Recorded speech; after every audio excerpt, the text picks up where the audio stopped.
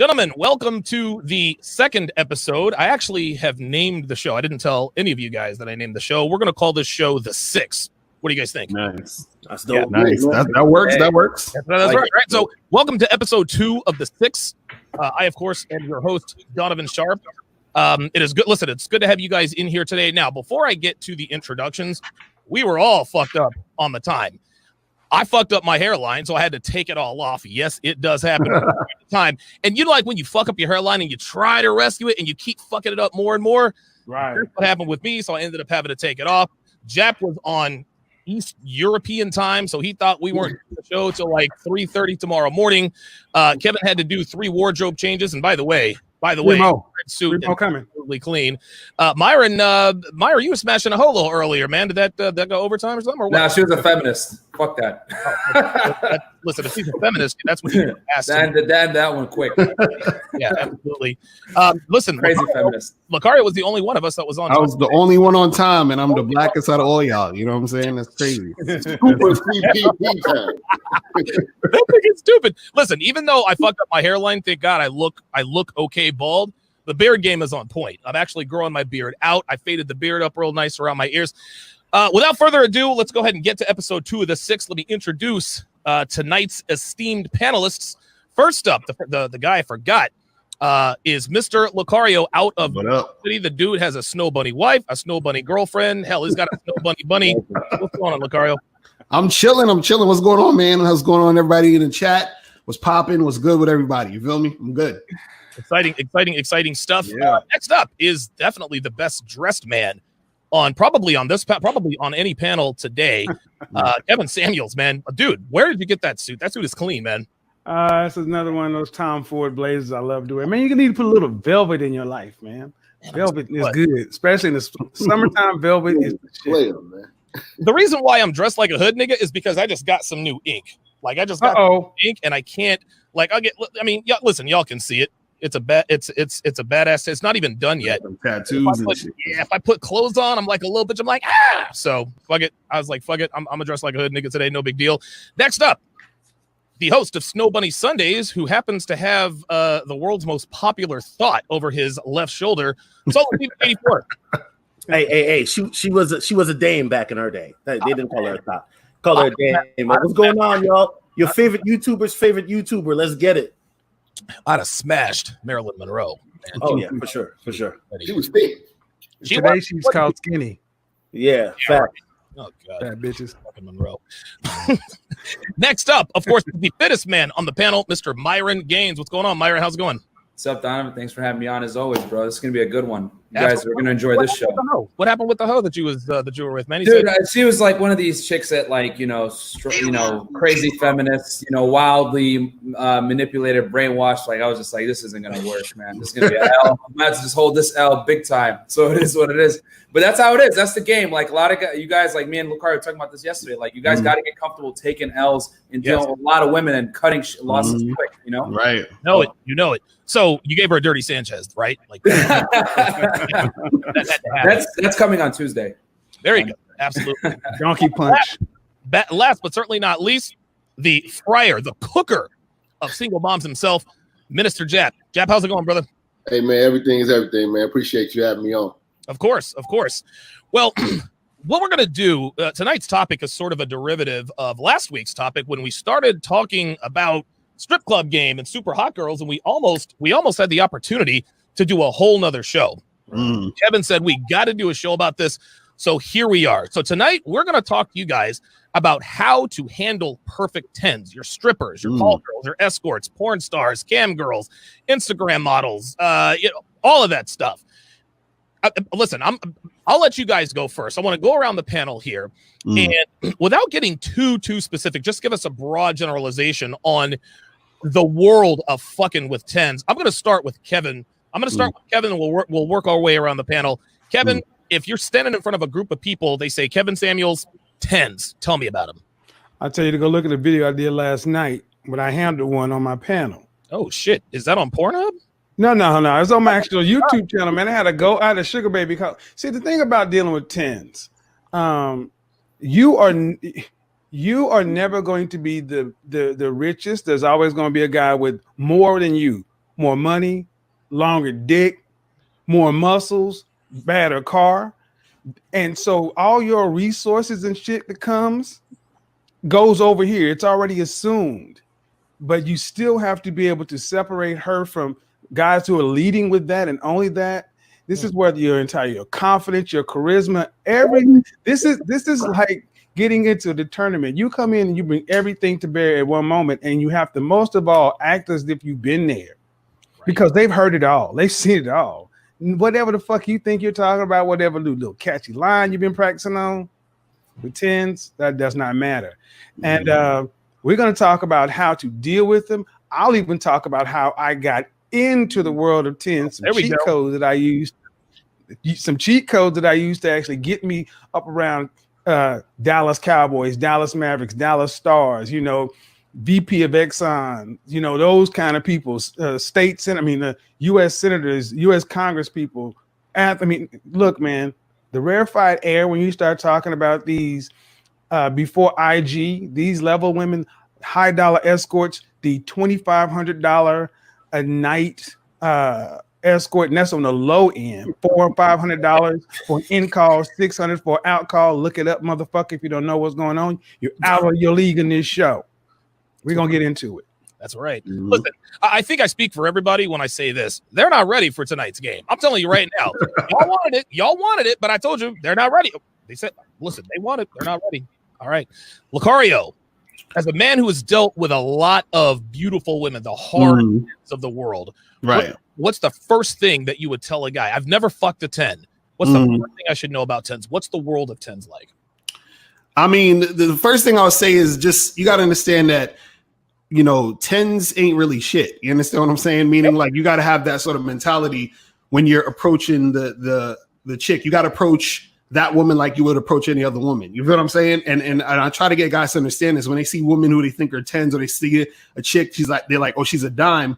What they'll do is they'll say, what can I do differently to get her? The thing is, you got to flip that around and say, how can I be consistent with just talking to women, period? And also another thing too is that, and this is really important, make sure that you're keeping it extremely real with her. So for example, you got to understand, you got to look at it from the perspective of a hot girl. 90% of the guys that approach hot women or talk to hot women, what they're doing is they're thinking about what they think she wants to hear. They're thinking about what should I say to her to make her like me, all this other stuff.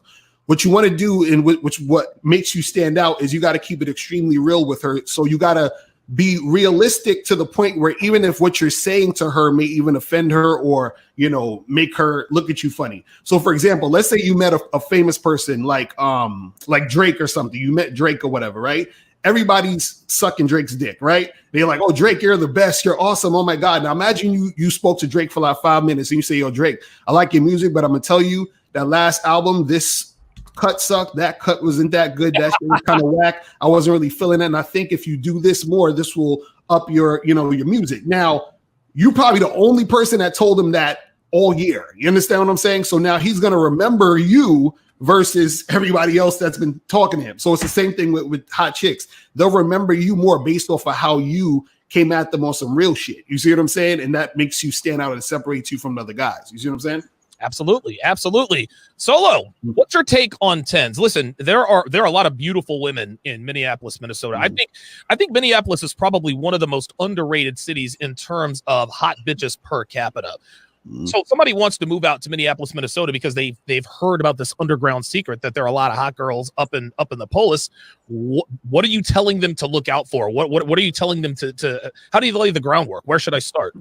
All right. Shout out to you, Donovan. Thank you for having me back on. Sure. So the first thing we got to establish, and I think Kevin and Jap will agree with me on this, is you got to be in the right venue if you want to meet the hottest chicks.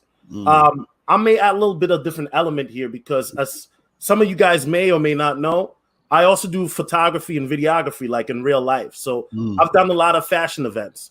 So I'm around these hot models all the time. I really see what they look. Listen, Donovan, you said it yourself. She's a 10 when you bunker bust her, but when you wake up, she's a 5. You feel me? God, hell yeah. You said it yourself, bro. Yeah. So, being in the fashion industry, taking pictures and all of that, you deal with these women, and guess what? A lot of them are really insecure. Okay, a lot of them are really insecure. Yeah, they have the bitch fit. Most of them are on, insecure. the bitch shield on, but a lot of them. And Donovan, I got to go old school on this. Can I go old school, Donovan? You can. Let's do Old it. school game. Don't be afraid. You got it. Two things, man. Push and pull works great with these women. That's right. Like, you can't be, oh, you're so beautiful, you're so gorgeous. Act like you've been there before, like Kevin said, like Lucario said, being indifferent as well. See, a lot of you guys may be familiar with my sim tales. And you know what? The reason why a lot of guys mess up and why I've messed up a lot in the past is because you start putting these women on a pedestal thinking they're these goddesses, or in the 40-year-old virgin, right? Steve Carell called them Pussalaya. And that's where most guys mess up. And so when you're dealing with a 10, a dime, a 9, number one, you got to be indifferent. And number two, I hate to say this, but this is the truth. You can't fuck up your game. Like, your game sometimes got to be spot on. You feel me? That's why I say be indifferent, because when you're indifferent, you don't really care about the outcome. But then when you're indifferent, you really don't, you're just in a certain frame of mind where you really don't care. And when girls pick up on the vibe, then it's all good. I was just telling Lucario off camera right now, like, I'm kind of going through a hot streak right now. And I was telling Lucario, the reason why I'm going through this hot streak is because my balls are getting drained nightly. But secondly, is kind of like, you're not thirsty. And where a lot of guys fail, Donovan, when they're dealing with a woman they really like, they put her on that pedestal, they become thirsty. And next thing you know, you remember, Lucario, we spoke about this a month ago. Right. You triple texting a bitch and you're already lost. Right, exactly. No, that's facts. Good. Well said. I'm going to come to Jap next. Now, let me ask you something here, Jap, because, again, I think we established last week that you just recently started dating white women. What's it like? What's the difference between a black 10 and a white 10? What are some differences because listen, I fucked plenty of white girl 10s. I fucked plenty of Latina 10s. I've never fucked a black 10. So give us some insight. All right. So like your average black 10 is broke. You know what I'm saying? So like, off top. Damn. All right. Right. Off top. God damn. If you a motherfucker with your shit together, you know what I'm saying, you're gonna win regardless. You know what I mean? Like I said, I'm not really, seasoned in the white bitch game like that. So, you know what I'm saying? I will say this, white bitches are a lot nicer and they tend to have their shit together.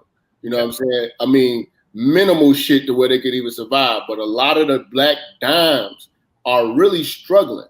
You know what I'm saying? They're just trying to make it to Friday. And a lot of guys get intimidated by, the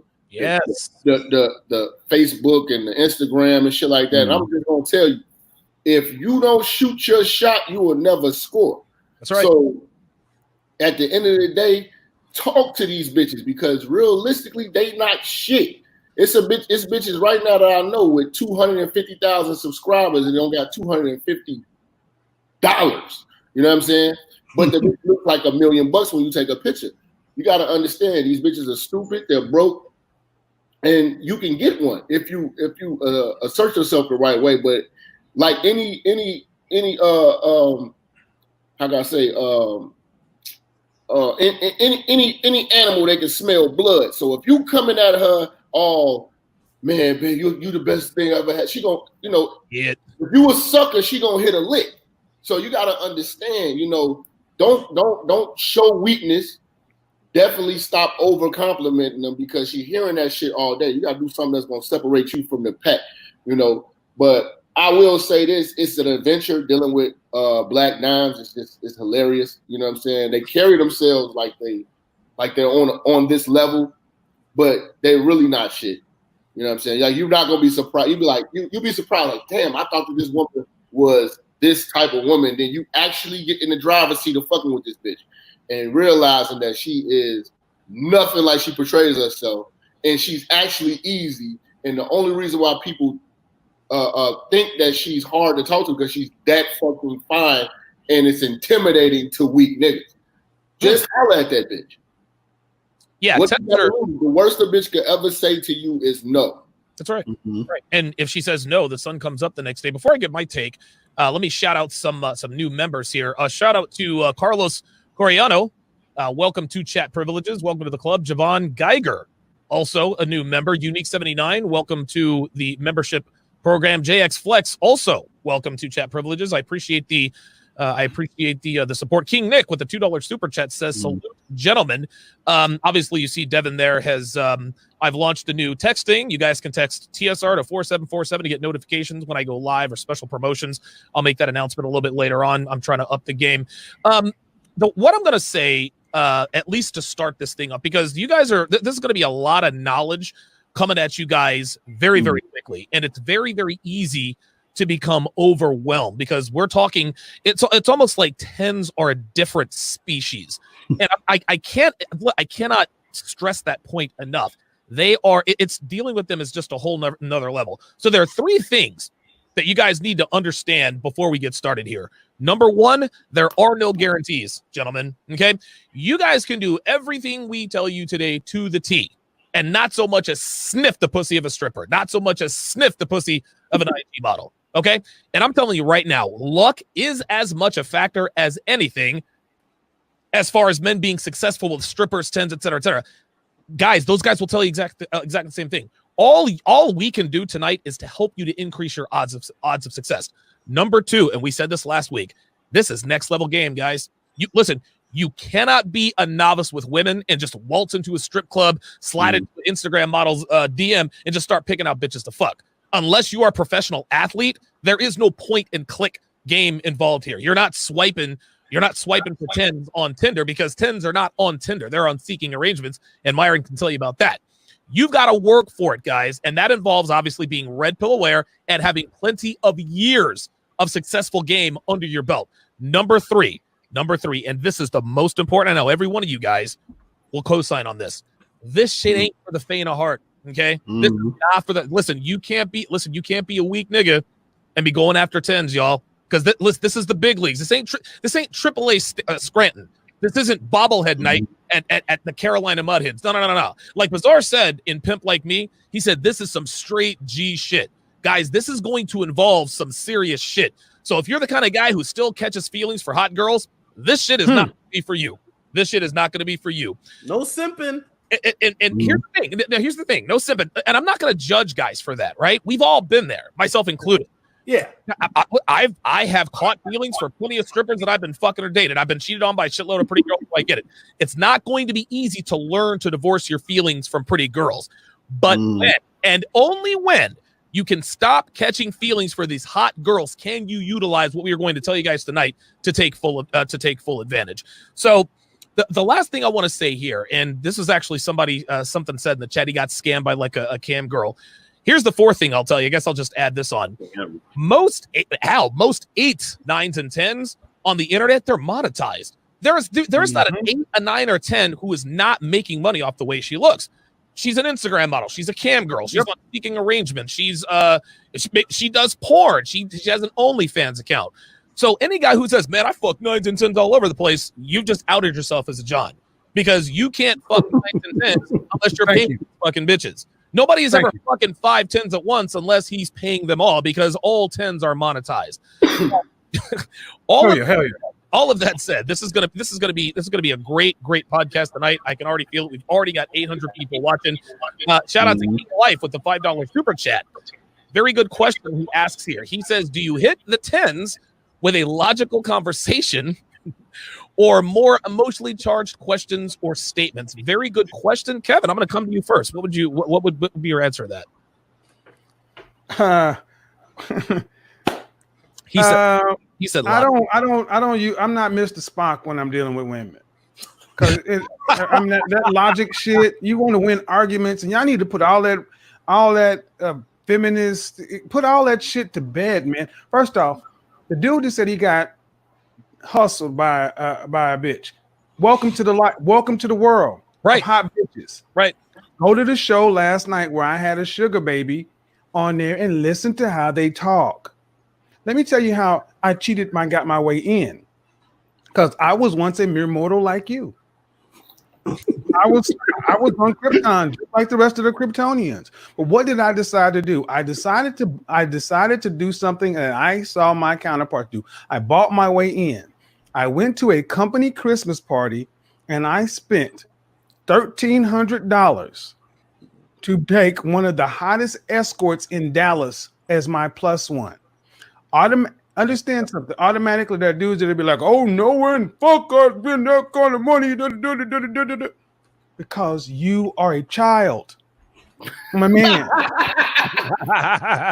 You're a fucking child. I was buying access that a nigga can't get. Can I tell you?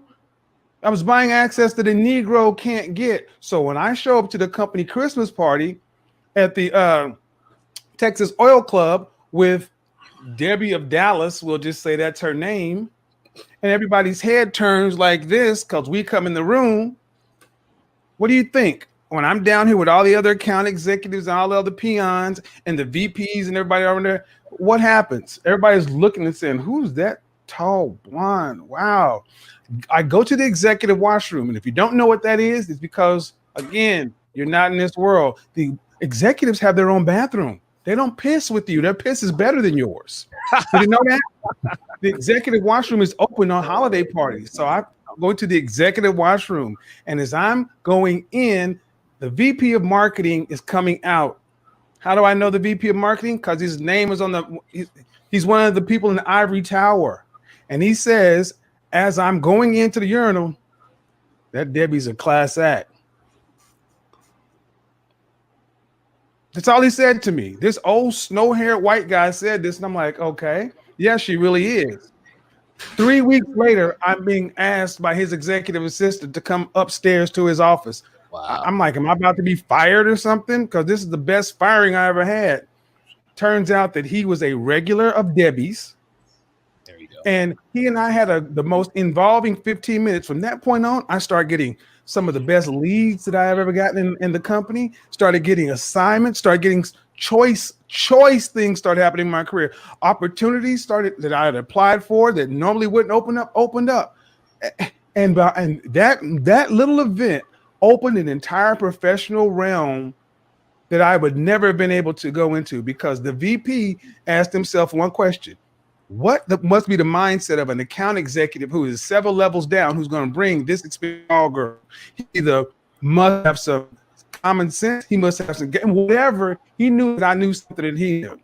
He actually became a mentor of me. We'll talk about that more later. Guys, this is how the game is played at the corporate level. If you don't think that these guys running these companies don't have their escorts, call girls, sugar babies, mentees on the company payroll, then you're a fucking child. Probably just end the show right motherfucking there. To be honest with you, Kevin just fucked it up for everybody right there. Holy shit! That's real shit though, man. But hey, Kev, did you for $1,300? Did you get the pussy though?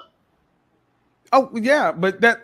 Okay. And here's the beautiful thing about it with this level: there's strip club game, there's escort game, and 10 game. But when you a fly dude, I had these women say, "Why are you paying for this? I would fuck you off the rip. I pay you to leave, and I pay for access to your guys." There you go. And I would even go so far as to say this, Kevin. The reason you hired the escort had nothing to do with sex. It had to do with status and access. Because everybody, men and women, respect men who are good with hot girls. That's if you're good with hot girls, then you've got to be good at other things. Let me come to actually, let me say one thing, Donovan. Let me say one thing for the guys who still can't get over $1,300. You need to ask yourself one question: what was my return on investment on a $1,300 spend? That's what you need to figure out before you start getting into your cheap ass wallet. And the answer to that question was $50,000 for Kevin. There you go. At least.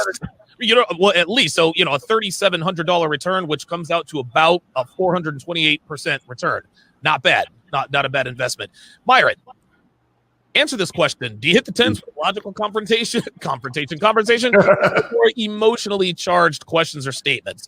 Yeah, man. So a little bit on me, guys. I'm in Miami, man. So I'm like around the hottest girls in the fucking world, man, pretty much. And the thing is that I always go off depending on the girl, right? So if it's a younger girl in her early 20s, you got to stimulate the emotions, man. In general, you got to stimulate the emotions. But the older she is, the more life experience, the little bit more I could say you could speak to different topics. But in general, you're always keeping the conversations emotionally charged to some degree where you're spiking her emotions. Because at the end of the day, guys, girls just want to have fun. And a big part of having fun is feeling fun. And that's got to come from you, because here's the reality.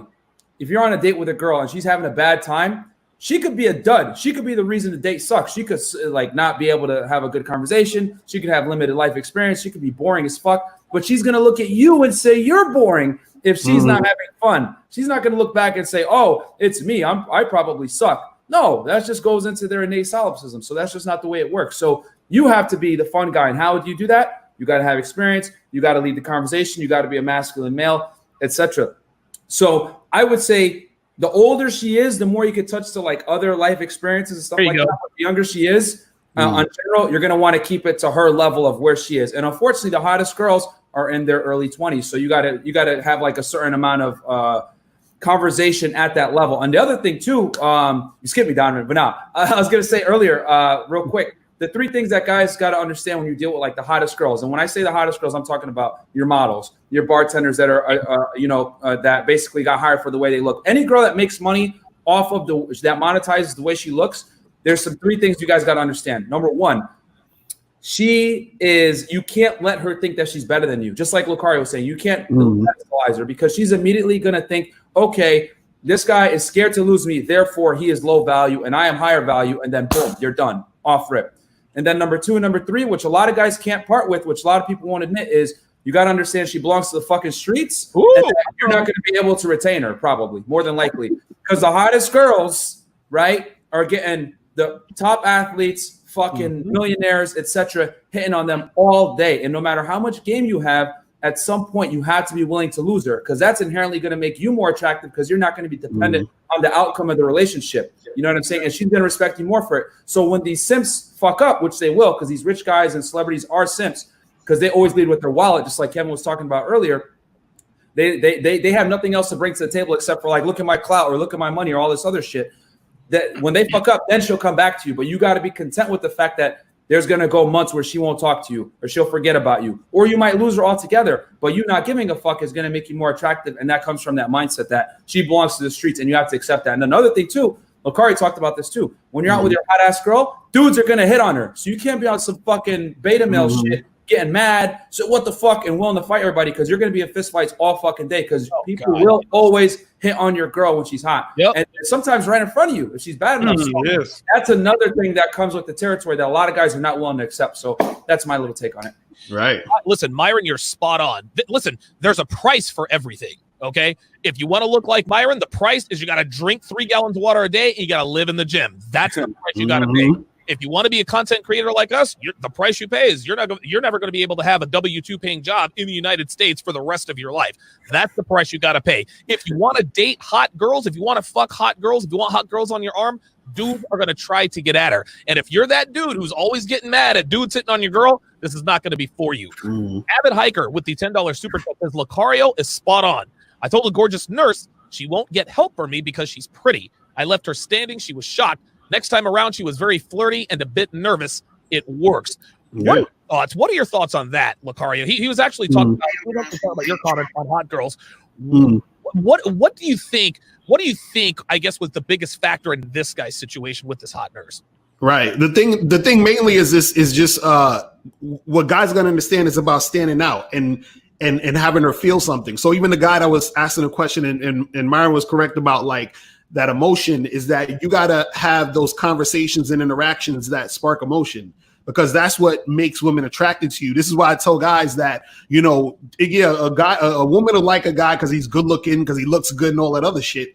But at the same time, though, one of the main things that make you stick out, you understand what I'm saying, is she remembers how you made her feel. You feel what I'm saying? Yeah. And so when you spark that emotion, that's what gets her to think about you, to notice you, to want to even engage with you. Because you got to understand something. As much attention as women get, and especially the hotter girls, they get all this attention. But most of the guys that get attention from, maybe 90% of the guys that get attention from, are guys that they're not interested in anyway. So understand that women have options on the front end, but when you peel down the layers, they don't have that much options as much as you think, meaning they don't have any men that they find desirable. So if you become that desirable guy, that's where she's going to hone in and try to grasp you and keeps you popping. You know what I'm saying? That makes sense. I've never thought of it that way. Right. We say that hot girls can get any man they want, but just because they can get any man they want doesn't necessarily mean there's somebody on their radar. We always talk about girls. There's always somebody waiting in the wings. That may be true, but for 5, 6s, and 7s, of course, there's always somebody waiting in the wings.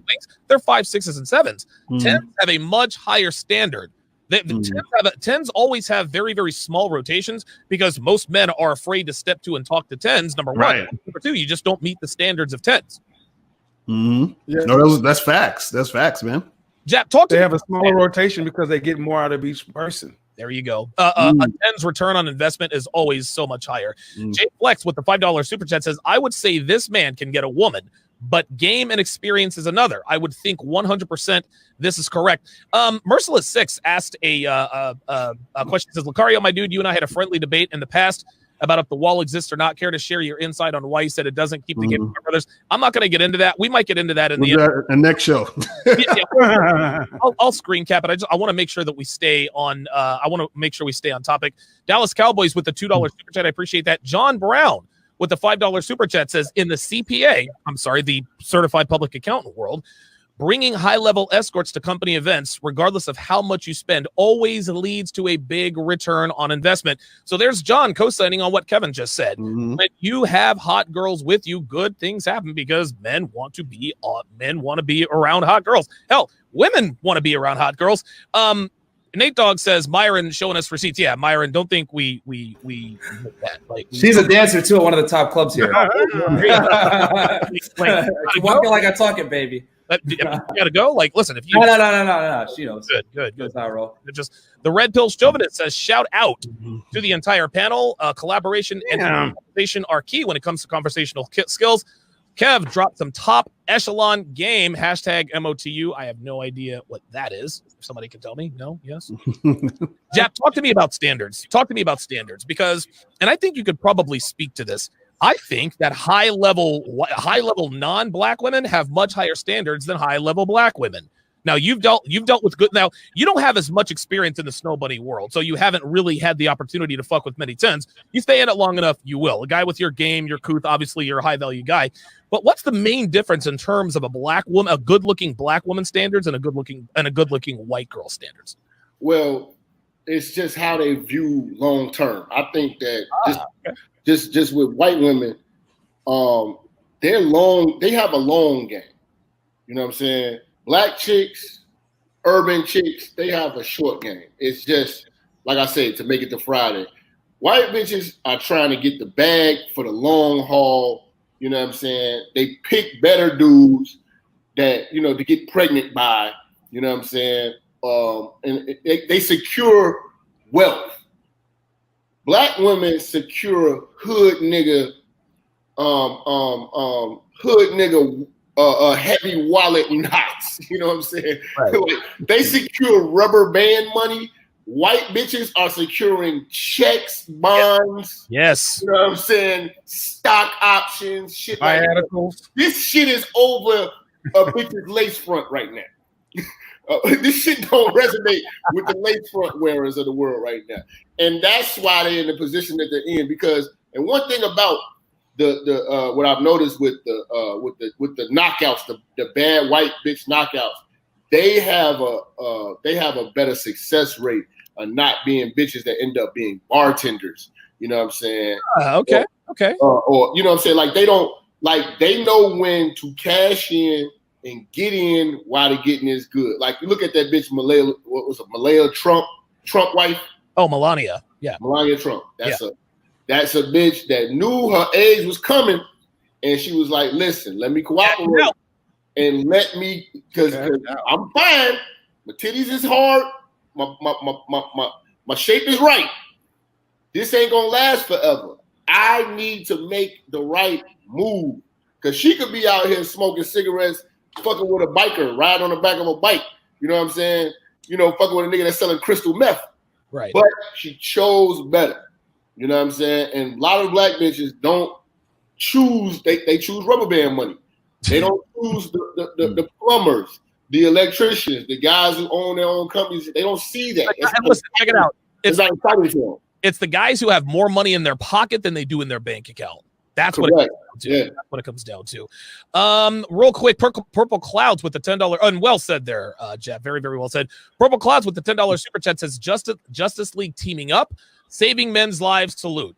Isaac Talon with the $2 super asks, when you get the 10, do you?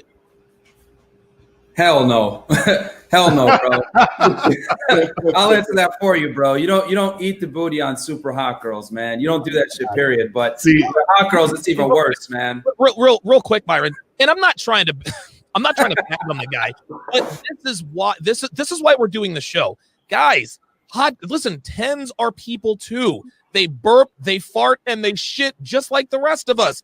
You think because the girl is a 10, her asshole's gonna taste like whipped cream and fucking cherries? No, of course not. Donovan, I gotta speak on this, bro. True story. All right. No. Oh, you're not gonna make me throw up, are you? Listen. Oh no, I'm afraid. Fellas. So I'm in Illinois. I'm at work, right? This is probably in my mid-20s. I'm at work. Oh shit. Badass bitch come in here. She fine in a motherfucker. I'm talking about she fine in a motherfucker to where she's so goddamn fine. I'm in my mind like, I'm not gonna holler at this bitch. I'm not about to get turned down. So I say something anyway. Boom, I get the bitch, I get a number, whatever like that. We kicking it. We hit it off. We're dating. She's bringing me around. Her family, we're having fucking dinners and shit. Going to the Alhambra Palace, if you ever been to Chicago. Alhambra. Yeah. I know you're right. Yeah. We're going there, all this shit. I finally fucked the pussy, right? Now, the bitch is bad. Listen, I finally get the pussy. This bitch is a fucking certified 10. This bitch, literally, real talk, I don't want to say her name, but she was Miss Illinois. Oh, she won Miss Illinois. She had the little tiara, she is Miss Illinois. I fucked her in her apartment, and her pussy smelled like complete fucking death. Don't tell me. It was the worst smell. This bitch pussy, nigga. I was so mad. You know what I'm saying? This bitch, I'm telling you, she's Miss Illinois. Oh, no. You can see the collarbone. The bitch is gorgeous. Her pussy was the nasty. Her shit smelled like Lower Wacker Tent City, nigga. God. Wow. Nigga, I had cut her off. I broke her heart. Really? I literally broke her fucking heart because like she don't even know that's why. She does not know. She know now. I'm gonna keep it 100. I was already in the pussy, so I just turned my head to the side and got mine off. But I'm just keeping it real. I fucked Miss Illinois and her pussy. I'm telling you, this bitch looked like she could have sang with Destiny Child and fought with Beyonce for the mic. Oh my This God. that goddamn fine. And her pussy smelled like motherfucking Compton. You know what I'm saying? Compton sewer system, man. And I'm telling niggas right now, I don't give a fuck how good these bitches look. Stop eating these bitches pussy because these bitches are bacteria-based bitches. That's my take on that shit. I'll say this, Jeff. She's gonna want you even more though, because she's gonna feel like she got rejected. Because I always say it, cute girls can't take L's, man. So if you like go to the girl that's hot, right, and like you built a connection, she's gonna chase after you big time. Everything was right. I was vibing with her. Everything. Damn, jab him. I'm sorry for your loss, bro. That pussy smelled so fucking bad. Nigga, I washed my dick with a vengeance. Nigga. I think what we just witnessed here was history. Jap is the first man in the history of everything to fuck a 10 and take the L. Bro, he took an L with 10. He's talking about the pussy. Nah, Isaac Talon wants to eat the booty. Now, listen, I'm not gonna make fun of you. I'm not gonna make fun of you if you eat the booty. We all have our sexual kinks. It's not something I would do, but if you do, I'm not gonna hate on you, right? But the answer to my question is, when you get to 10s, do you eat the booty? No. Don't. They need to start smelling these bitches pussy before Man, they oh, man. Well, it violates. It violates. Miss Illinois. That's what I'm trying to tell you. Chicago bitches are the worst. Miss Illinois pussy was disgusting, nigga. It violates the first rule of tens. And you would have married her. They are community property. That's right. Yep, I've always That said is that. the first rule of tens. They belong to the game. I think we could. Why would you eat the game's booty? Oh, shit. Right? Oh my God. Yeah, like I think a lot of guys are fundamentally like, yo, you guys got to understand that when you deal with very attractive women, they deal with the top echelon of men from all facets. The time. Yes. You're talking about rappers, top hedge fund guys, fucking financial dude, like, you know, high up financial guys, celebrities, athletes, whatever it may be. So they understand that their currency is their looks and their sexuality and everything else. So if she doesn't take care of herself, that's a big L. So Jab, I'm sorry to hear that, bro. But but the other thing too is just like Kevin's saying, like they belong to the streets, guys. So you got to understand that like you can't put yourself in a compromising position. She's already like rubbing elbows with the top echelon of people. By you subjecting yourself and eating ass and doing these things, that says something about you, that you're a fucking weirdo. Because here's the thing. Hot girls will put you in a box. If you're like one of these feet motherfuckers and you pay for feet pictures or you have like a weird ass fetish, she's automatically going to put you in a weirdo box and not want to fuck with you at the same level and charge you for that sexual gratification that you enjoy.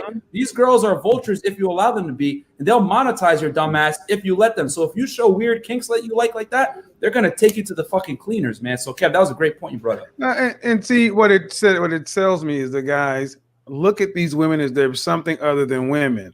So what they're basically saying is, I need to baby face and make love to these women because that way I can keep them longer than I should. No, they're there for a good time, not a long time. And here's the thing. You're trying to make her yours. You can't afford it in your wallet and in your mentality. You cannot keep a woman that's a 10 that's cashing out gets a president, not gets a Donald Trump. They don't get a CPA. Right. You don't want those problems, bro. You really don't.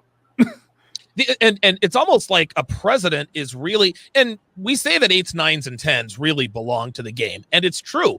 This doesn't mean that taming an 8, a 9, or a 10 is impossible. They are tameable. However, in order to tame an 8, a 9, or a 10 takes so much time, it's just not worth it. It's a lot of work.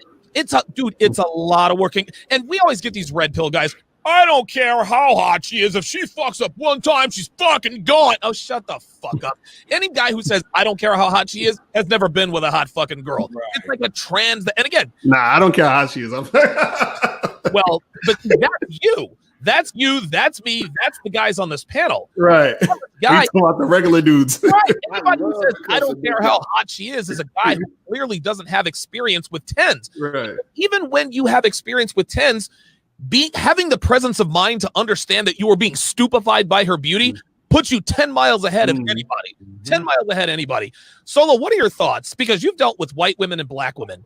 Kind of piggyback off what I asked Jap. What's the difference between a black woman, a good-looking black woman standards and a good-looking white woman standards? Well, one thing, Donovan, I want to mention first is, and this goes back to what you were saying, is a lot of guys pedestalize these hot girls, right? Yes. And one of the things that when I first started to get into my red pill game journey, whatever you want to call it, in 2008, I got used to talking to all types of women to the point that 8s, 9s, and 10s, it didn't matter. I didn't get gas off their looks. Right. And that's what guys have to do. You have to be comfortable talking to gorgeous women, beautiful women, like they're just regular chicks.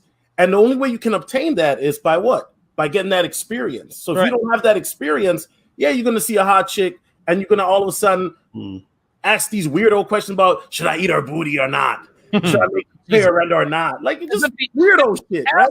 Listen, as if the asshole of a 10 is going to taste like fucking cherry-flavored Lifesavers or some shit. No! I got to say this, too, man.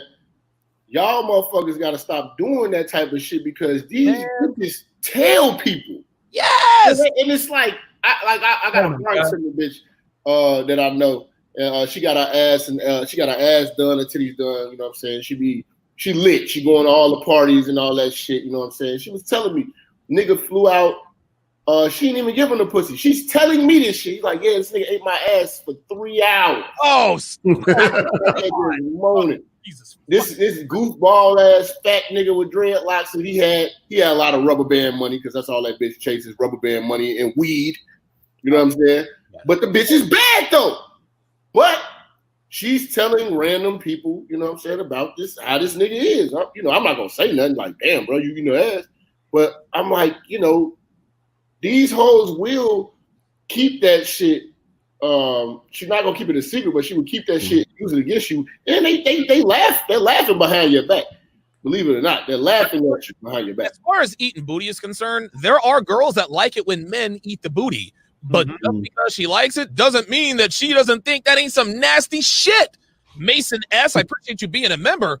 You will always eat the booty? Bruh, listen. Yo. Hey, some dudes like that shit. So I want to say this. Yo, Jeff, what you just said, my girl's listening in, and she said, that's 100% true. Strippers talk, girls talk. Yes. She literally wrote it to me in a note and said, tell him what he said is true. It's a dude. When you guys do dumb shit, girls know. It's a dude who come in the bar and she be like, here comes booty eating D. They call it booty eating D. Check it out. I'm like, oh my God.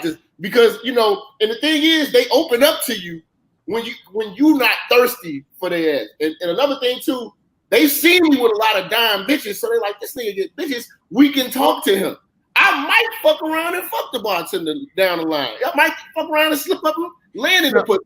But that's how comfortable they get. And then when they get comfortable, they start talking to you like a friend.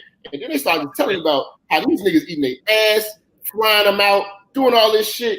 They are laughing at you. Let me add something to this on a different spin, if it's okay, Donovan. No, go ahead, man. You got it. When we start talking, now this is the stripper in the 10 game. I want to talk about the strippers. I want to talk about the high-end escort. They are paid for the exact opposite of everything you just heard. They're paid for their discretion. Yes. This is why the VP of marketing called me up, because he was having an ongoing 3+ year relationship with Debbie of Dallas. Debbie of Dallas knew that all she had to do was call a local reporter or someone she could leak it out and destroy this man and injure this company and impact hundreds of thousands of people, stockholders alike. But high-end escorts at this level are paid for their discretion. So that is one way you can also tell what kind of 10 you're dealing with. Yeah. If they are openly talk about booty eating Derek, then you need to know that. But there are also women that you gotta ask yourself, how do guys keep these kind of women in line? They keep these kind of women in line with their resources, because something Donovan said earlier, you don't have time enough to sit there and manage a 10's emotions. Your resources are like the ball of yarn that keeps her Melania Trump shit in check to where she's standing like this. Yep, that's it. Go ahead. That's the way it works. Let me read off some super chats because they are coming in hot and heavy. Pimped Out Geese says, please tell me there will be a replay uploaded somewhere. This gold needs to be immortalized. I don't know that I can download videos. Actually, you know what? I can do that. This most certainly is not staying on YouTube. Oh no. No. This is going straight to Patreon. Give me 2 seconds. Okay. Raymond Sharpe, no relation, says women need to learn how to clean down there. Yeah, you'd be surprised. Bulldog Mindset said I had to give $20 for that story. He's talking about Jeb's story. Appreciate that. JX Flex, a $2 super chat, says preach, and I skipped over. I hate it when it does this and skips over all kinds of stuff. Here we are. Give me a second. Calvin Baldwin with the $5 super chat says apparently Miss Illinois was rubbing elbows with sewer rats too. Chris Von Erich with another big $100 super chat. That is 2 weeks in a row for CVE. Says great panel here. Shout out to Chris. Shout out to Chris, man. Hell yes. Isaac Talon with the $5 super chat. This is the guy that asked about eating the booty of a 10. So as a follow-up, is a dime still a dime if she turns out to be a weirdo sexually? Well, of course she is. Like, listen, when we are talking about 10s, We're talking about strictly the way she looks. Listen, she could be psychologically damaged. Doesn't matter. She's still a 10. We fuck her because she's a 10. This guy Isaac is asking rookie questions, man. Yo, most girls that are like super hot aren't even that good in the sack. If I'm going to keep it real. I was They're just really about to say that shit. They're really not. And I just want to add to something. Kevin brought up a good point. In the club, the girls talk about your ass like if you do some weird shit, they laugh at you. But outside the club, you pay for the discretion. They charge you more outside the club because it's like that's where the discretion comes in. So Kevin's 100% right on that. But yeah, man, yo, Isaac, you're asking some rookie questions, bro. You need to go like remedial, bro. What Isaac needs to do is stay away from these kind of women. Well, for now, because it's this level. But guys, you don't listen, dude. So if I'm fucking 6s and 7s and 8s regularly for a year, I'm ready for 10s. No, you're never really ready for 10s. Okay, you can be a little more prepared, but you're never ready for 10s, man. And if you're listen, there's nothing wrong with you if you're asking questions like that. You want to know, but this is some next level game type shit. We're gonna get into strip club game here in just a second. Ooh, yay. That's mine. For Jet says some guys I hear flexing the wrong way. Merciless 6, interesting comment, $5 super chat. He says black 10s care about popularity, white 10s care about the economic longevity. Black adult entertainments are in the dirt post career. White ones have brands. Very, very, very well said. So now we're going to sort of not really transition, but we're gonna switch gears here. Now we're going to talk about strip club game. And a lot of guys think they want to go and, fuck strippers. Why do we want to fuck strippers? Because they're strippers. I'm going to give you guys just a few things. Just before you even think about walking into a strip club and just pointing bitches out to fuck, you're going to need a few things. Number one, you're going to need drugs, guys. Drugs. And Candyman. Yes. Let me go ahead and get this disclaimer in here. I, Donovan Sharpe, am neither advocating nor am I endorsing the use or purchase of illegal drugs. I am merely advising you of one of the elements that is necessary to strip club game. What you do with this advice is 100% your responsibility. # just say no to drugs. So let me get on with that. As far as drugs, I'm not talking about weed. Weed is legal just about everywhere and everybody has access to it. Nah, I'm talking meth. I'm talking cocaine, heroin, pills, Oxycontin, Vicodin, Percocet, the kind of shit that can and will get you locked up if you get caught with it. Vicodin, Lortab, Soma, Oxycontin, Flexeril. They love all that shit, man. This is long. And guys, you have to understand, this takes money and time, okay? But like a lot of things in life that everybody wants, it is going to take some risk. And don't get it twisted, guys. Don't get it twisted. You absolutely need drugs. Listen, there's a saying with guys who have an in with strip clubs, and that saying is money talks, drugs shout. Money is important. We need that. But this show cannot stay up. you gotta put this on Patreon now. That's what he said. Listen, strippers love to party, and even though they love money, they've got a line of men giving money all night. What they don't always have is dudes bringing in that high-grade cocaine that has been stepped on 10 times and makes your entire face go numb when you put a little on your tongue. And don't try to give strippers low-quality shit. You'll fucking laugh you out of the club. The second thing you'll need, you need money. You need money. Guys, there's no free lunch, guys, especially with strip clubs. And I'm not talking about money for strippers. The money's not for strippers, guys. No, they're the last people whose palms you need to grease. The money, gentlemen, is for the bouncers. Yep. Money is for the DJ. The money's for the bartender. The guys who have access to these girls all the time. Those are the guys. The undercover Vice cop. Yeah. So when they play the cop song and they see you as a Saturday regular or a Thursday regular, that he doesn't follow your ass when you're leaving. Hey, listen, there are always at least 2 vice cops in high-level Vegas strip clubs. You can count on that. That's the fucking minimum. Number 3, and this is where it's next level game. You're going to need hot girls, guys. Strippers are people too. Okay, they're not aliens or some otherworldly beings. They're people. Now, granted, they look better than 95% of the population, and there are obviously a different set of rules when it comes to dealing with them in public, but they still abide by the same biological markers as the rest of the female population, not the least of which is pre-selection, right? Strippers aren't going to want to fuck you if they don't see you with hot girls, and that's all there is to it. That's just all there is to it.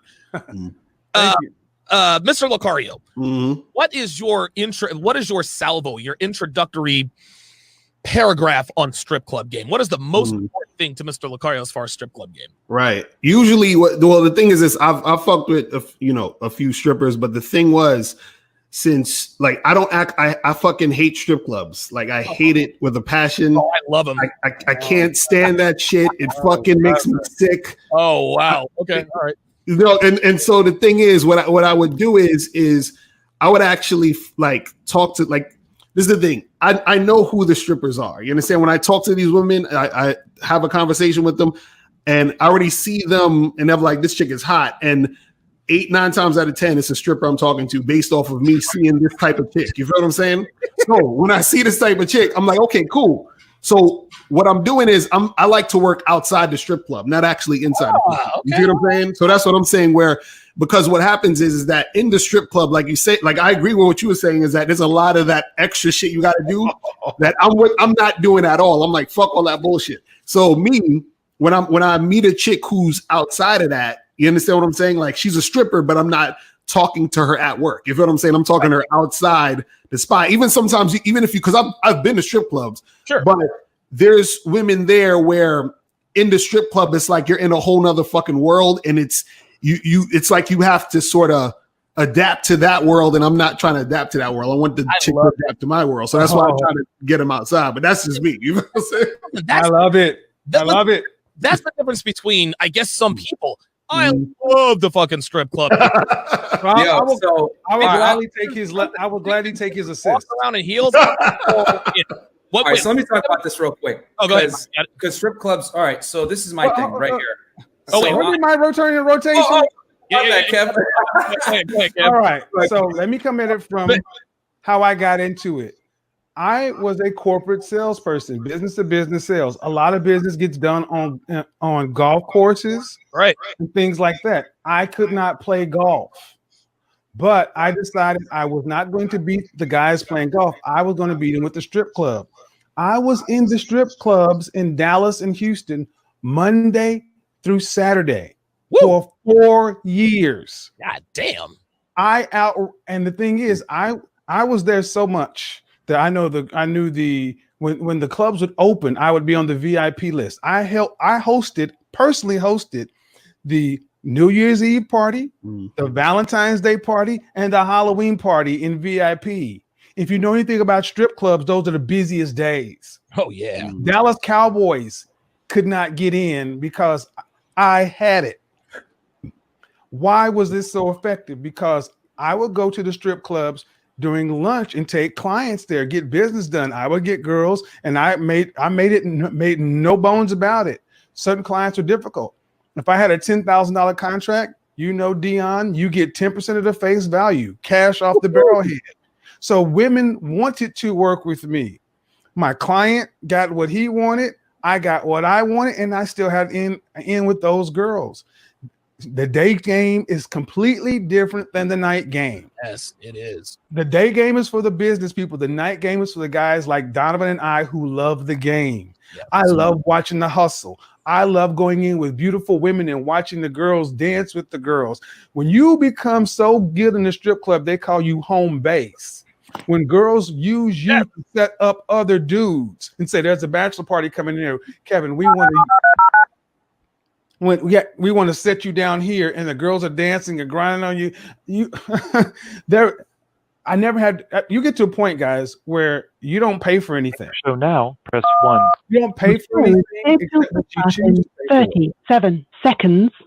You don't pay for anything except what you choose to pay for, and you can become such a fixture and such a commodity for these clubs that the clubs will start vying for you to start coming to their club to help set it off. See, it's a different thing. I can understand why guys don't like going to strip clubs, but I love the game. And I would tell you this last thing. You would see some guys, or you would learn some of the best sales techniques, turnarounds, and everything else. Because strippers are great salespeople. Great salespeople because they break dudes daily. And they keep coming back for more. So I'm gonna go ahead and pass it off, but we could talk about this part of it all day.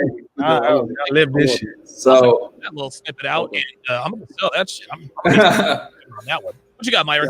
Yeah. So all right. So just like Kev was saying, like the big thing is the big thing with strip clubs, you deal with bartenders, any girl that makes money off the way she looks, and you're trying to pull her from her place of employment. The number one thing is you cannot enter the customer frame. So And what I mean by that is that you can't spend a fucking dollar on her. I don't care if she's the bartender or whatever it may be. You have to go to another bartender, get your drink, whatever, and all that. Now, number two, when it comes to dealing with what I call hired guns, basically girls that like are getting paid for the way they look in some kind of establishment, especially if you're trying to meet her where she, at her place of employment, you need pre-selection. And Kev was touching on this earlier, which is big. You need to go in there with other girls to show that. Because here's the thing, man. Girls are hive-minded. So they need to see other women vouch for you for them to take you serious, especially attractive women. Like attractive women play by almost a different set of rules almost where they need to see you with other bad chicks to take you seriously, right? So they know that you're not a trick, you're not a low value bum, you're not a weirdo, etc. And best believe if you're like with a girl and like, you know, like you're like you're on like a sugar daddy type vibe or like she doesn't respect you, the other girls are going to pick up on that too. So these have to be women that respect you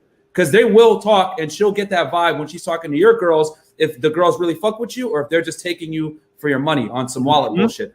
So you got to go in there pre-selection. What I'll do is I'll take girls that like I deal with that or like I date or whatever that like I know have genuine desire for me. And I'll bring them to these establishments and they'll see me with these girls and they'll see the way these women move with me. And then boom, pre-selection. And you can't buy that. So like girls automatically know you're the real deal. And then if you do make a pass at them and you say, hey, what's up? Whatever, they're going to be way more open to getting to know you, talk to you, whatever. They're going to give you the time of day. That's really what this is about, is getting the time of day. Because you don't want to enter through the wrong frame where you don't get the time of day. Because if you pay money, then she's like, all right, I could take this for it's over. Because then she's going to look at you as a customer. And no girl is going to want to pretty much put herself in a position where she can't make more money because she knows once she has sex with you or dates you or takes you any type of way romantic, that paycheck is stopping. So she's definitely not going to fuck with you. So the two biggest things is pre-selection and not entering the customer frame, which is where guys fuck up every single time when they meet girls that are what I call hired guns. So Kev touched on a bunch of it. So yeah, that's my look. I want to add on to what the brother's saying. You know, he's exactly right. You don't want to, you know, get put in the trick category. But you have to understand if we're talking about this and the goal is to get at a stripper bitch or to gain the attention of a stripper bitch, you have to be in a situation where you can keep her attention. So you have got to go to the strip clubs or go to the bars on the days that are not popping. There you go. Because when it's the dead time, going to a dead strip club is okay.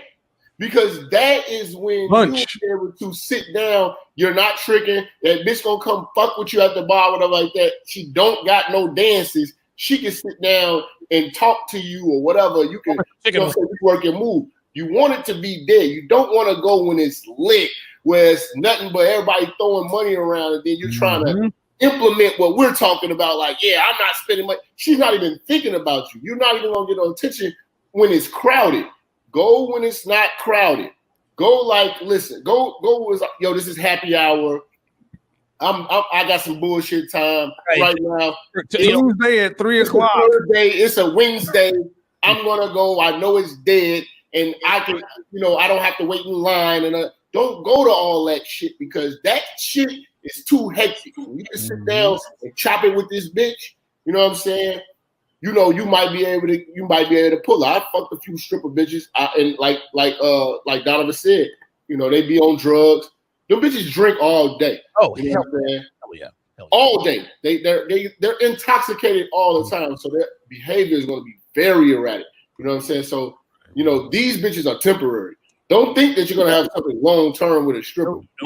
My brother was dating a stripper bitch and had shot at the bitch. I had to pull this motherfucker. Damn. I'm like, what the fuck? And this bitch is bad as hell. She's in the Twister video. Gorgeous. This bitch had this nigga going through hell. He thinking that he gonna be able to keep and tame a stripper bitch. No. She belongs to the game. She's temporary.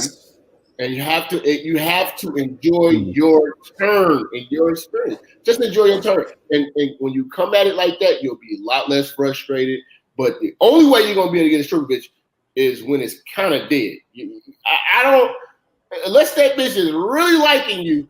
When it's popping, she just gonna stop getting money and go talk to you. You know, it's not realistic. And I like to be realistic about this shit. Go on the dead days. Go to the and I want to add a little bit to what Jap is saying. So a place that you guys, because there's two ways to get them. You can get them either at their place of business where you're going to have to run pre-selection, not enter the customer frame, be really diligent, keep your game on point. Or the other way you can meet girls that are like, hired guns are a lot of them are on seeking arrangement. Now, here's the thing, man. A lot of guys go on there and they just straight up pay for sex, or they like pay girls for dates and shit. And that's not what you want to do. You never want to do that, because if you pay for that shit, she's not going to take you seriously. You know what I mean? Like, a lot of you guys aren't capable of doing what Kev is talking about doing. Like, I'm just going to keep real. Kev is on some other stuff. He's using them for access to propel himself. But I started as a middle class guy making $45,000 a year. Yeah.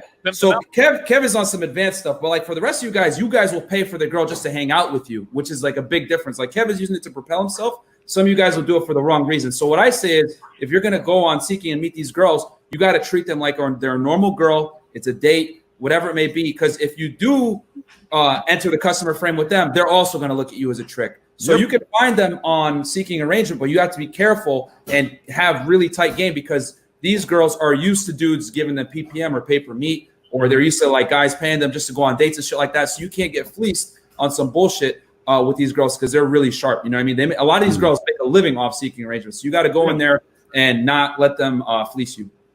Okay, let me get to. I got my own seeking arrangements, and this is the trick phone right here. Can you guys hear me? Hey, you guys can hear me, right? Yes. Yeah, you good? You good? I didn't see my thing jumping. I was like, what the fuck is going on? My bad. Sentinel Rex with the $10 super chat says men need to be more aware of their own value. I'm not exactly a wealthy man, but I give off the appearance of a high value man. Perception is everything. Real talk. File 1, $2 says this is all gold. I'm taking notes. Liberty Prime says strippers are overrated, paying top dollar for blue balls. This is exactly what he was talking about. This is exactly what he was talking about. Money never is, just like Myron said, as soon as money changes hands, you're a customer. And if as soon as you're a customer, you will never fuck her for free. You might fuck her, but it's cost you some money. Here's another thing, guys. Strippers are they're the Swiss Army knives of the strip club. Strippers don't just dance on the pole. Strippers will bartend. Strippers will sometimes DJ. Strippers will come and dance with you. Strippers will what are some of the other jobs? I mean, strippers promote their waiters. Right. What I don't understand is what I don't understand, Donovan. I'm sorry. When he says strippers are overrated, you're listening to 6 men talk about this entire thing from this side to business, right? And that's all you get out of this. Well, I think. Well, I think what he's trying. Well, listen, I agree with you, but that mentality that just says to me when he says strippers are overrated, paying top dollar for blue balls, you paid stripper. You cannot. Right. If there's a bad bitch in the strip club, you want to fuck. If you want to buy it, a lot of guys got to understand this too, man. What you are fucking, and what you're doing, all this spending and doing all these acts to try to get is community pussy. Yep. Because strippers are hoes. They are hookers. They are prostitutes. Right. Point blank. Period. They're all the above. That's right. They are all prostitutes. Bitches, and I tell motherfuckers like this: a bitch that's taking her clothes off, shaking her ass. You be like, oh, she don't sell pussy. You're fucking lying. If she will, I've converted many of them. She fucks her baby daddy for the fucking free. She will fuck any of you niggas for a fee. So when the club get crowded, somebody is willing to that damn drunk and that damn horny. They will pay her price. You know what I'm saying? And she will fuck.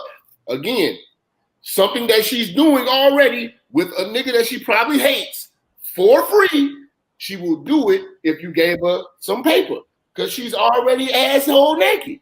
So at the end of the day, a lot of you niggas, man, y'all doing too much. Y'all making love to strippers, eating them out, tongue kissing them, not wearing your rubbers.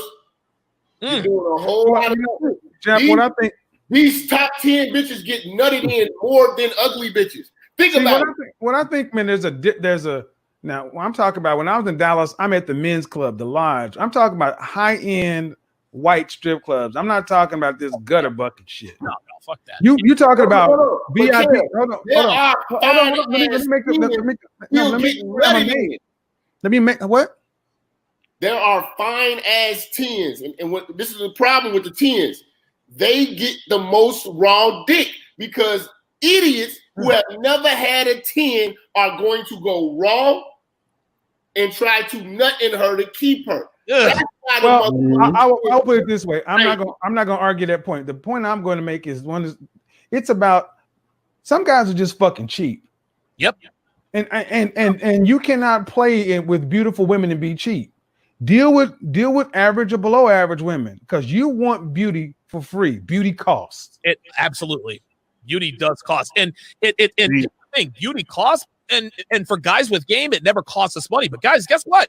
It costs us time. It does. Right, that's what I'm about to say. It's gonna, that's because I like to pay with my mouthpiece. You feel what I'm saying? But you have a lifetime. Like I told Jap, how much money is gonna keep the bitch? All right, guys. One of some niggas trying to keep that bitch. That's when the money comes in. But I think any nigga with a mouthpiece could get their chance with the bitch you get the hot turn. You get a turn. But if you want to keep this bitch, yeah, money is involved. But if you just want to get your turn, you can game that bitch. I mean, well, the better your the better your mouthpiece, the less comes out of your pocket.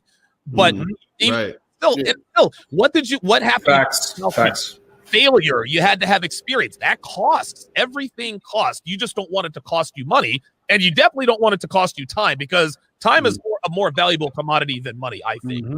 Spartacus Jackson with the $10 super chat says, "I don't eat the groceries, but I will put my thumb in the groceries. The first piece leave though, and I haven't had one to tell me stop yet. I'm a nasty dog, and I don't care. Hey, man, I'm not mad at you."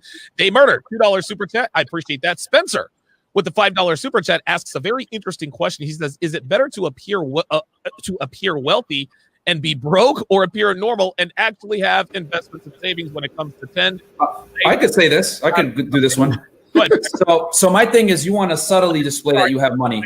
So I think a big mistake that a lot of dudes is like, they try to like flex a little too hard, and when you try too hard, it comes off as very unattractive because when you flex too hard from a financial standpoint, what you're subconsciously telling the woman is, I don't really bring much else to the table. You know what I'm saying? Yep. So what you got to do is so like what I do is on dates, and I was telling some of my guys this, like when you go on a date with a girl, a way to flex that you have money without being, and this is a game changer for you guys, without being like an over idiot, is when the bill comes, you just put your card down and don't look at the check and say, thank you very much. Hand it off. Don't sit there and analyze and try to calculate all that shit. Just like put the card down and give it to her. And then she's going to look at it. Cause let's face it, when you're on a date with a girl, like especially first date, like when that check comes, it's like the critical moment. Cause it's like, okay, is this dude a cheapskate? It's going to say a lot about you as a man. So when you, and then if she does try to, I always laugh when girls pull out their wallet and make it look like they want to pay. I tell her, hey, put that shit away. Don't insult me. You know what I mean? I'll tell her, hey, put that shit away. Don't fucking insult me. And I'll put my card, not even look at the bill, put it down, give it.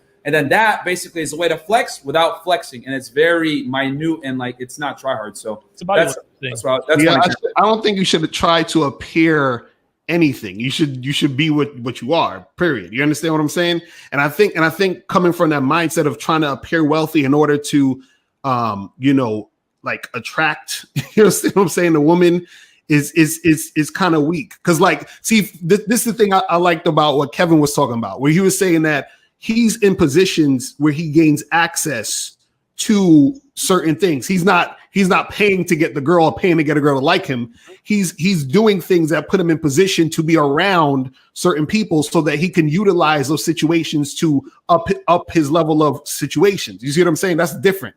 Mm-hmm. What some guys are thinking about is I want to look a certain way, or I want to act a certain way, or I want to pretend to be a certain way in order for the girl to think I'm this way. And then maybe that's going to get her to like me. And so by you doing that in the first place, you're coming from a frame of neediness because you're trying to do all this extra shit to try to get the girl to like you for something you're not that guy. You feel what I'm saying? Can I do that real quick? What you got, Solo? Let me add this. I think that anytime, and Lucario, I think you would agree with me, anytime you go out in the field, whether you're just running some errands or you're going out and about, you should always dress to impress. You feel me? Now, it shouldn't be from the mindset, I'm dressing like this because I'm trying to pick up chicks. You should be dressing comfortably where you don't look like Homer Simpson when you step out. You feel me? You want to dress to a point where maybe you got some nice dress pants on or slacks and a nice blazer or what have you. Not because I'm trying to impress girls, but you want to feel comfortable Because guess what? When you dress good, you feel good. There's psychology behind it, and I believe it. Because every time I used to go rock a suit when I hit the field, shout out to Kevin, I felt like $1 million. I felt like a millionaire for real. You know what I'm saying? So there's a psychology behind how you dress. Because when you dress good, you feel good, and that's facts. Let me say something. I need to understand. I dress this way, and I've been dressing this way since I was 5, 6, 7, 8 years old. I got pictures that prove it. But let me tell you something. Trying to be something you're not is a losing proposition because you know you're lying. Right. You know you're lying, number one. So it's near impossible to remain consistent. Number one. Number two, if you've ever played poker, big bank takes little bank. Oh, A lot of these girls have more money than you. A lot of the 10s I've dealt with had far more money than me. They were touching $10, $20, $40, $50,000 a month. So, and you're trying to play with Dallas Cowboys? Come on, man. It's a losing proposition. And the last thing is, the worst thing is to do something like Myron. Let's say you're trying to fake it, and then a guy like Myron comes up with a real black card. You're gonna get outspent. Yeah, no, for sure. And the guys, the big thing here, the big takeaway from what Lucario and Kev said is it's got to be congruent to you. So if you are broke, don't do shit like that. I'm saying like because I think what the super chatter was asking was like, how do I display that I have money without being try hard? Or if I do have money, how should I be pretend that I'm broke or whatever? Get a really nice watch. Yeah. So if you do have money, you got to display your money in covert manners that like aren't try hard. But if you are broke, then you got to fuck. You shouldn't even be dating women. You need to focus on that. Let me go from a standpoint. 3 things where you can show money without showing money: frames, your fragrance, your footwear. Your frames, your fragrance, and your footwear. There's a difference between Ray-Ban and Cartier. There's a difference between Rolex and Invicta. There's a difference between Ferragamo, Tom Ford, or Keds. And then the last thing is that watch or frames, and then I mentioned them fragrance, but that watch, man, you don't want to ice it up. You want to keep your stuff bone stock. Don't put a bunch of flashy shit on it. But if you have a nice AP watch, that'd be an AP watch. And one last trick: whiten your teeth and get them straightened. That's one of the most honest ways to demonstrate higher value that you have expendable income is taking care of your teeth and your hygiene in general. Like this all builds upon itself, but like teeth and having them straight and clean, huge. And girls know this stuff. Girls, they paint the picture. They see you with the Invictus watch on. They see you with the Cartier frames. They know you're smelling good. And they listen. Hot girls know their colognes. They're around high value men who wear nice cologne. They understand. Shout out to Kev for giving me the advice on the cologne. I just got that Chanel blue in. You know what I'm saying? Oh, you talking about Bleu de Chanel? Yeah. Bleu de Chanel. This is one thing I wanted to add on what y'all was saying, man. And we gotta speak to the people, man. Like a lot of guys are not knowing that dimes, bad bitches, strippers are human fucking beings. Yep. They're facts. Right. Regular people. Their hair is not done all the fucking time. You know what I'm saying? These bitches actually have pussies that are activated. They want to have a sex life. They want to have a sex life. So you gotta understand, this bitch has a regular day when she's not working, where she might go to the club, see a nigga like you. If you talking right, you might activate a pussy. So you have got to, you know what I'm saying, not make this bitch subhuman just because she's gorgeous. Yeah. Keep that bitch on a low level and she will respect you. I don't know what it is about bitches, but they love to be treated terribly. When I treated bitches like the queens that they supposed to be, I got stepped on. When I treated bitches like shit, they're banging on my door and they're crying. Why won't you talk to me? Listen, let me make this distinction. Jap is 100% correct. And well, Jap is 100% correct. But here's why treating a girl like shit works almost all the time. Because hoes don't know how to act when niggas treat them like ladies. Preach. Hoes know they're hoes. and they talk, oh, I'm a queen and I need to be treated like this, but deep down inside, they know they ain't shit. So when a man comes along and treats them like a princess, you're subconsciously telling her, I don't know what I'm doing with women. I don't see and recognize the fact that you are a low value woman who is not worthy of being treated like a lady.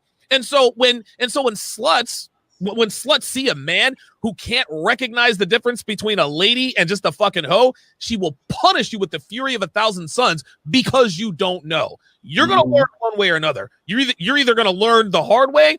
You're either going to learn the hard way with experience, or you're just going to have to get taught by other people. But again, if she's a high quality girl, if she's not a valuable woman, if she is a woman of potential quality, she will reward good behavior. If she is a hoe, she's going to punish good behavior. There's a big difference. Let me get to these super chats because they're coming in hot and heavy here. Random Donut with $5 Australian, I think that's roughly $7.50 US, says, how do I deal with another dude trying to pick up a girl I'm trying to pick up in the club? A big up from Australia. Not going to answer that because that's not what tonight's show is about. I appreciate the super chat. Day Murder, $10 super chat. Man, they're coming in. I smashed plenty of strippers just being chill and learned the hard way not to cuff when one left me for the promoter. Exactly. That's just what happens. There's always somebody with higher value. Black Wolf Inc., $10 super chat, says the game levels here are over 9,000. What do you think about Patrice O'Neal's 1 through 30 concepts when you rank women? You don't unfairly rank women to be close to what you like. 5 posing is an 8. That's a very complex question. I don't think I'm familiar with that. We might come around to that. I appreciate the super chat. Shout out to Insidious Purple, said $2 super chat, says showing my support. Great game. Jeremiah Bloink, $5 super chat. Is there a way out of the customer trap if you fall into it? The customer trap is a friend zone, Jeremiah. Once you get put in it, you are not getting out of it. No. You give a dude, if you tip her $2 for bringing you your whiskey sour or your whiskey and Coke, that's it. You're never going to spend time with her for free. What you have done is you have put yourself into the customer category, and it's not a trap. It's not a trap. You put yourself there. It's an L every time. Yeah. Move on. Except with bartenders. Well, now this is where listen. Bad bartenders. Right, but this and is I was one of their regulars. After we fucked though, I wasn't a regular no more. You have to be familiar with the strip club. If you see midnight working the pole on Friday night, but then you see her on Saturday night at the bar, guess what? You got to go get your drinks from another cocktail waitress because again, and strippers see you all the same. So when she's back on the pole or she's up there doing her thing and you're trying to holler at her, she's like, wait a minute, isn't that the guy that bought a whiskey sour for me last Friday night? She will remember. Now, if she was a bartender and you're not trying to smash, by all means, pay the bartender. King Life, $5 super chat, says footwear, fragrances, attire of choice. Footwear, fragrances. Okay. All right. To basically come off as a classic. Look, man, I always get a classic pair of aviator frames. Simple aviator frames. That's all I wear, dude. Classic aviators. A great fragrance. Bleu de Chanel, Dior Sauvage, Acqua di Gio Profumo. Those are the only 3 any of you guys will need. Bleu de Chanel, Bleu de Chanel, Eau de Parfum. Dior Sauvage, Eau de Parfum. Acqua di Gio Profumo, Eau de Parfum. Black bottle, silver label. Footwear of choice, that's a broad one. You can never go wrong with a nice pair of Chelsea boots as a guy, or a cool pair of nice double monk straps and something like a cognac color brown. You can never really go wrong with those. And I always tell guys Chukka boots too. Those always add like an inch or 2 to your height. Yeah, Chukka and Chelsea, they're the same thing, in the same family. And then attire of choice, man, I get a lot of mileage out of. You get a lot of mileage out of a black V-neck, a black crew neck T-shirt or a long sleeve T-shirt, and some nice denim, whether black or blue, and then put whatever shoes on. You can look very dressed up if your denim is right. So, guys, keep it simple. Keep it masculine. Throw a belt on with a nice masculine buckle. Don't try to go all overboard with it. But women want you to see you dress classic, masculine for the 99% of guys. Your style comes out later. Okay, listen. I'm coming to you next, Solo. Listen, we got a lot of. I got my belt buckle on. There you go, Bo. Guys, listen, guys, I need your questions to be on topic, okay? If you want to know about fashion, go to Kevin's channel and ask about fashion. When we talk about fashion, you can ask those questions. I'm not answering questions that are not on topic. Check my aviators. I'm going to wear them for the rest of the show. Jones asks, why do women laugh at guys who can't get laid in being called losers, but when guys refuse to smash, they're called misogynists or not real men? Not going to answer that question, D. Jones, for 2 reasons. Number 1, it's not on topic. Number 2, you can't fucking spell. Like, dude, you got to type. Dude, LAFF, refuse to smash, getting laid in. Like, what is this? What the fuck is this? Listen, and I'm not trying to be mean to you, D. Jones, but this is why dudes are losing out here. Because you talk like you text. I'm trying to smash. I'm trying to no. You got to type like a man to talk like a man. You guys got to quit all this millennial ease shorthand stuff. Take the extra 0.52 milliseconds and type the shit out. I appreciate the super chat, but you can't spell. Learn to spell. You guys are killing me out here. Jay Flex says, $2 super chat says, preach Donovan. Let's see. Swole is me. $2 super chat says, whoa, Donovan, what you said was very deep. Excellent. Hold on. I got a few more because they're coming in fast and furious. Black Wolf Inc. says, thanks for adding me to your group today, Kevin Samuels. It made my day. Appreciate that. Trucker says, Myron, 100% gents, teeth, feet, haircut, gym, attire. I would co-sign on that. The Chris Law Network, $3. What's going on, man? For chat. Say again. I was just saying Chris Law. Okay. Okay. So you know who that guy is. Merciless 6 with the $5 super chat says, silly question. Is there a difference between a strip club and a gentleman's club? Yes. Hold on. Yes and no. Answer yes and no. It depends upon who you ask. If a woman takes her clothes off in front of strangers for money, she works for a strip club. But she's not going to tell you she's a stripper. She'll tell you she's a dancer, she's an exotic dancer, or she works at a gentleman's club. It's the same as a grown-ass man who has a paper out telling everybody that he is a current events engineer distribution. Literally the same thing. Solo, what you got, man? Oh, man, I don't really have anything else to add, man. So, listen, unless there's a new question. There's a difference with that strip club and that gentleman club. A gentleman's club, you'll do business with. You can meet motherfuckers you can do business with, possible real estate deals, shit like that. Where that's just all semantics. Of means meet to relax. But if you trying to get a pound of weed, couple packs of pills, couple jars of the motherfucking ecstasy, something like that, them the type of motherfuckers you're gonna meet in the strip club. See, business get handled over drinks and shit like that at the general club. Good, but man. drug transactions happen in shootouts. See, in Texas, I never thought of it that way. That's real, man. If you're looking at Texas has this thing in Texas, there's a distinction between gentlemen's clubs and strip clubs, and it can be. Here's how it's determined by the caliber of their liquor license. Some, if you have to bring your own liquor, the women in Texas can dance nude. Okay, or if they serve only beer there, the women can dance in bikinis. If they can do that, or you can not go all the way up to mixed drinks, or up to liquor. But like BYOB, that kind of stuff are typically the only nude stuff. And then as far as like can be considered a gentleman's club, there is generally has to be a lunch service, not just evening. So they have to have a menu, serve food. So like Jap was saying, I used to no bullshit. I used to do a lot of business, corporate business for 4+ years in Dallas at the men's club, at the lodge, at the high-end gentlemen's clubs. And the funny thing is, you get that old thing, Donovan, where girls, they say they're in college and going to school. Oh yeah, they're always. Here's the funny thing: in Dallas, these girls, I knew not everyone, but you would have girls that would SMU, UT. Hell, there are a couple of girls who were in SMU Law, but those girls danced during the day. They had a shorter section because they were on some hustle stuff. Now, at nighttime, it becomes exactly the stuff we've been talking about all night. But the thing is, the gentlemen's clubs keep that kind of element away. Because they want to keep the Porsches and the BMWs and the Ferraris and shit out front. They don't want the shootouts and all that other kind of shit. So they keep you. But it's only like 3 or 4 clubs like that on any strip. The rest of them can be kind of risque. And gentlemen clubs also typically get like a certain client type of woman too. Like they look for a certain type of woman. Like it's a difference in like they're looking for like the model type women. So you can get like when I was heavy in the life. This is where Jenna Jameson and these kind of women will come to feature dance.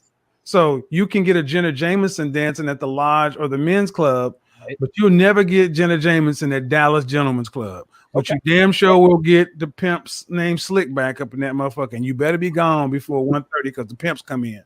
Hey, Donovan, quick thing. All right, this is going on Patreon, right? So yes. Look. Yeah. Okay, I'm gonna keep it real. Since Donovan won't say it, I'll say it. Just go in the strip club with a freaking 8-ball, y'all. Just say, yes. Until you got that nose candy, she'll be in the back in the VIP room. You off. Facts. That's all you need. That's it. Listen, man. Yes, that's all you need. 8-ball. Listen, That's it. Donovan, let's keep it 100. Let's keep it real. See, I'm too square for the strip club shit. I ain't gonna lie. Yeah, same. I'm scored too. I'm keeping 100. I ain't gonna talk about it. I'm keeping 100. The reason I why ain't never did coke.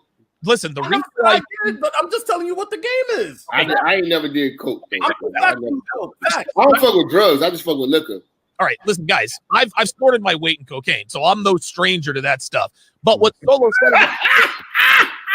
said is 100% right, man.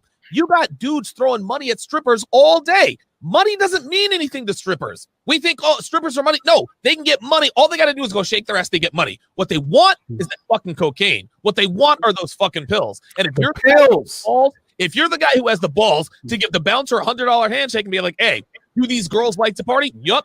Ashley and Kiki are in the back right now. Check it out. Here's what I got. Yeah. Let me tell you, first off, what the currency of oxycodone, Xanax, Lexapro, what was it? Ambien. Look, dude, and you that is worth its weight in gold because, like Solo was saying, there are grades of this kind of stuff. But pills are things that they can drive around with in their car and not get necessarily get bumped for riding dirty. They can have an old bottle and have new pills in it and then have a prescription. Now, I will have to say this to the guys. This is, for everybody on this panel, this is remedial to niggas like us. We not really fucking, like, this might be advice for y'all. Dude, I'm trying to tell you, man. I'm not really in the business of giving a fuck about fucking with a junkie bitch. That's right, that's what I'm saying. I've been 24 before, bro. I've done all that shit, bro. I don't put all the bad ass stripper hoes. Strippers are the worst. Understand something. Okay, see, I want to be clear about something too. Understand something. If you have to fuck the stripper right now, yes, okay. Hold on. Now I gotta be honest, dude. There's a difference level because a lot of times, maybe I know plenty of women who they will get stuff for their clients. There you go. I'll put it this way. So anyway. That's why I said there's a difference in when you start talking about strip club game. There really is, because I don't to make it seem like all these women are just rank drug addicts and just laid out. That ain't what it is. Like, so when you saying drug addict, people might think like this bitch is strung out, hitting her arm and doing all. I consider drug addicts that smoke 3 blunts a day. Okay, those smoke weed all day. They drink all day. They want to get high. I get it. But I, as a player right now in the game that I am, especially being advised from a nigga like you, Kev, I'm not being around no old junky ass bitch. Listen, I like my hoes. I don't like how we smell. Guys, listen. Not all strippers are the same, man. Just because a stripper does drugs doesn't make her a drug addict. Right. Listen, I'm not saying she's a drug addict. Donovan, if you come to Minneapolis, that 8-ball is like you're Thanos with that bitch. And you know it, Donovan. Keep it 100. Hang on, guys. We got to clear this up because we got guys that are really listening. Yeah, that's why I said.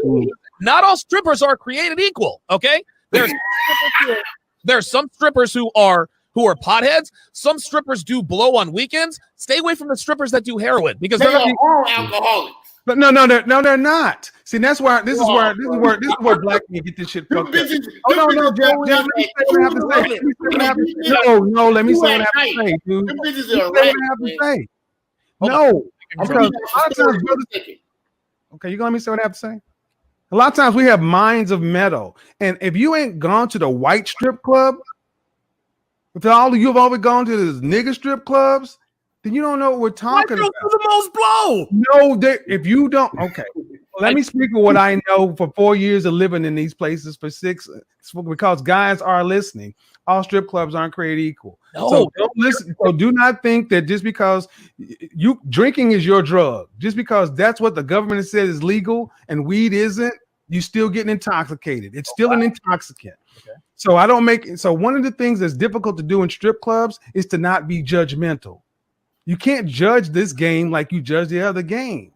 Or if you do, you'll put blocks on yourself. That's one thing I learned about living in this world, is that this is a very gray area. It is, man. When I came in, before I really understood what it was, I was very, very judgmental and naive until I actually started learning. Oh, okay. So that's why I'm gonna leave it.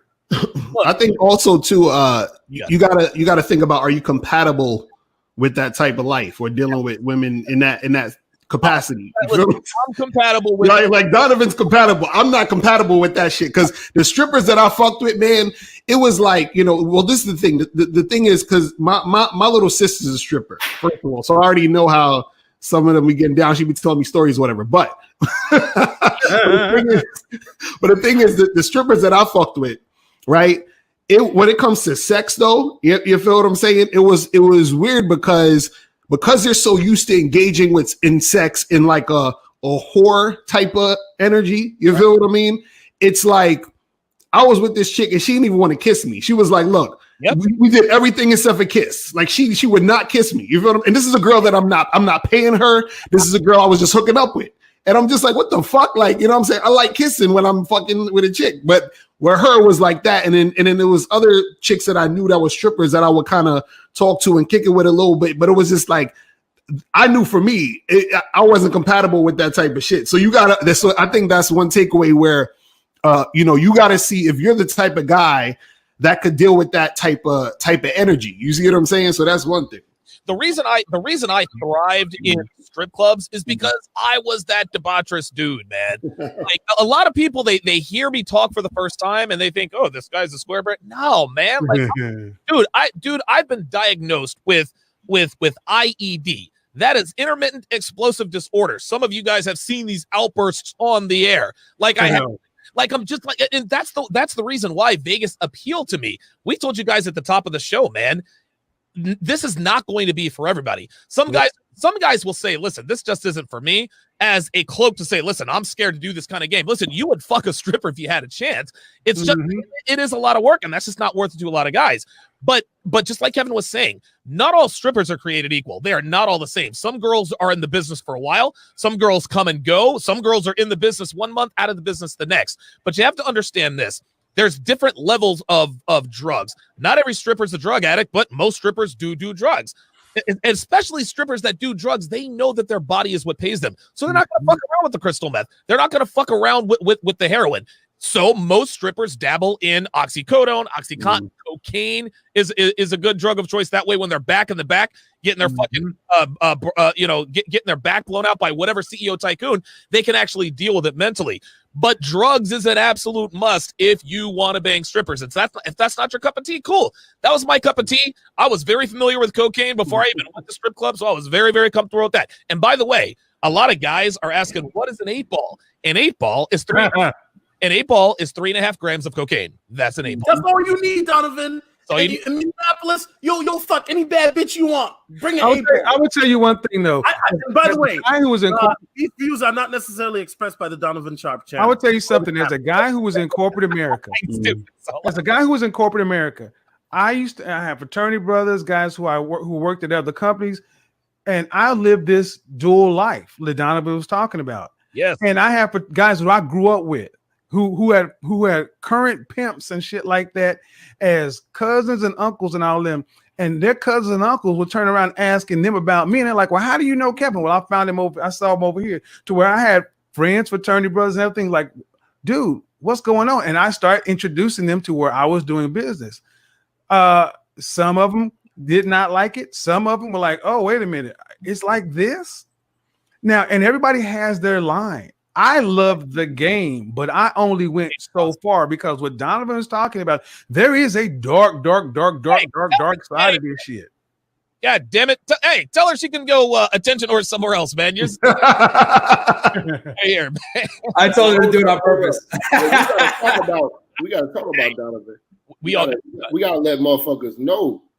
Never take a stripper bitch serious. No. Never wife them. No. Never wife them.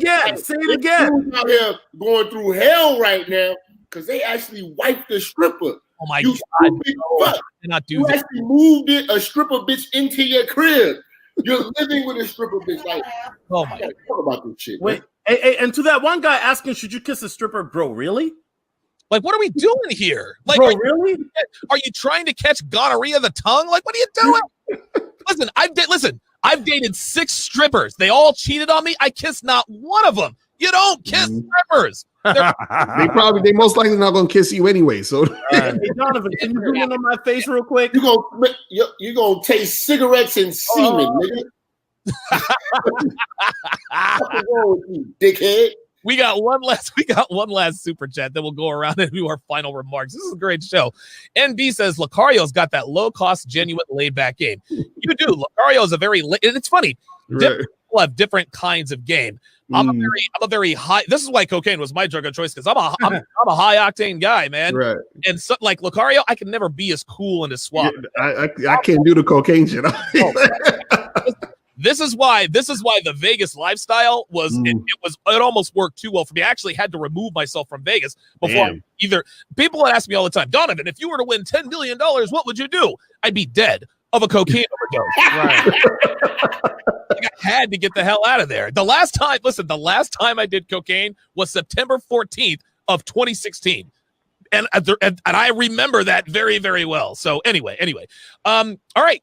Final remark. Hey, Donovan, when are the cocaine tales coming out, bro? I'm oh Lord. I'll buy that. When are those tales coming out, bro? Those can't be on YouTube. I'm gonna end the story with this. This so many fucking crazy cocaine stories. I can't even tell you. I'm gonna tell you really short. Oh, Donovan, come on. It's not anyway. It's all. You dropped the cocaine tails. Cocaine tail, Donovan. Cocaine. I'm watching that shit. You dropped the cocaine tail. I'm gonna tell you real quick one. A good friend of mine was a fucking steroid freak. Like, he was as wide as he was tall. And he wasn't really a good friend of mine. We just kind of lifted at the gym. We texted back and forth. Well, I'm chilling at my buddy's house and I get a text from him. I'm like, or I get a call from him. I'm like, okay, well, that's Kevin. His name was actually Kevin. And so I looked at the phone. I was like, what does he want? He called me again. I pick up the phone. He's like, yo, Donovan. I'm like, what's up? He's like, dude, I'm in a lot of trouble. I need some help. I'm like, okay, where are you? He's like, I'm at the Bellagio. Come to room. I don't want to give away the room number. He says, come to room 215. So I go to room 215. I walk into this hotel room at the Bellagio, and there is a blonde lying motionless on the ground. Lying motionless on the ground. Of course, I see the big pile of fucking cocaine there. And I'm like, Kevin, what the fuck?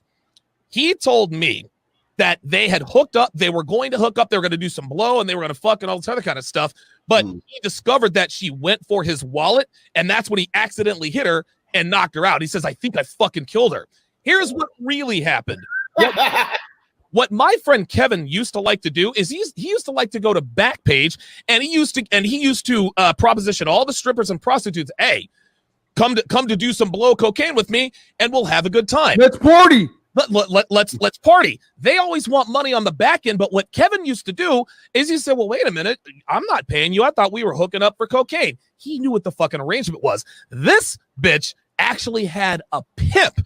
See, none of these other girls had handlers. This girl did. So what happened was at the end of them having fun, she's like, all right, pay me my money. He's like, tried to pull the same thing. I thought we were doing this for fun.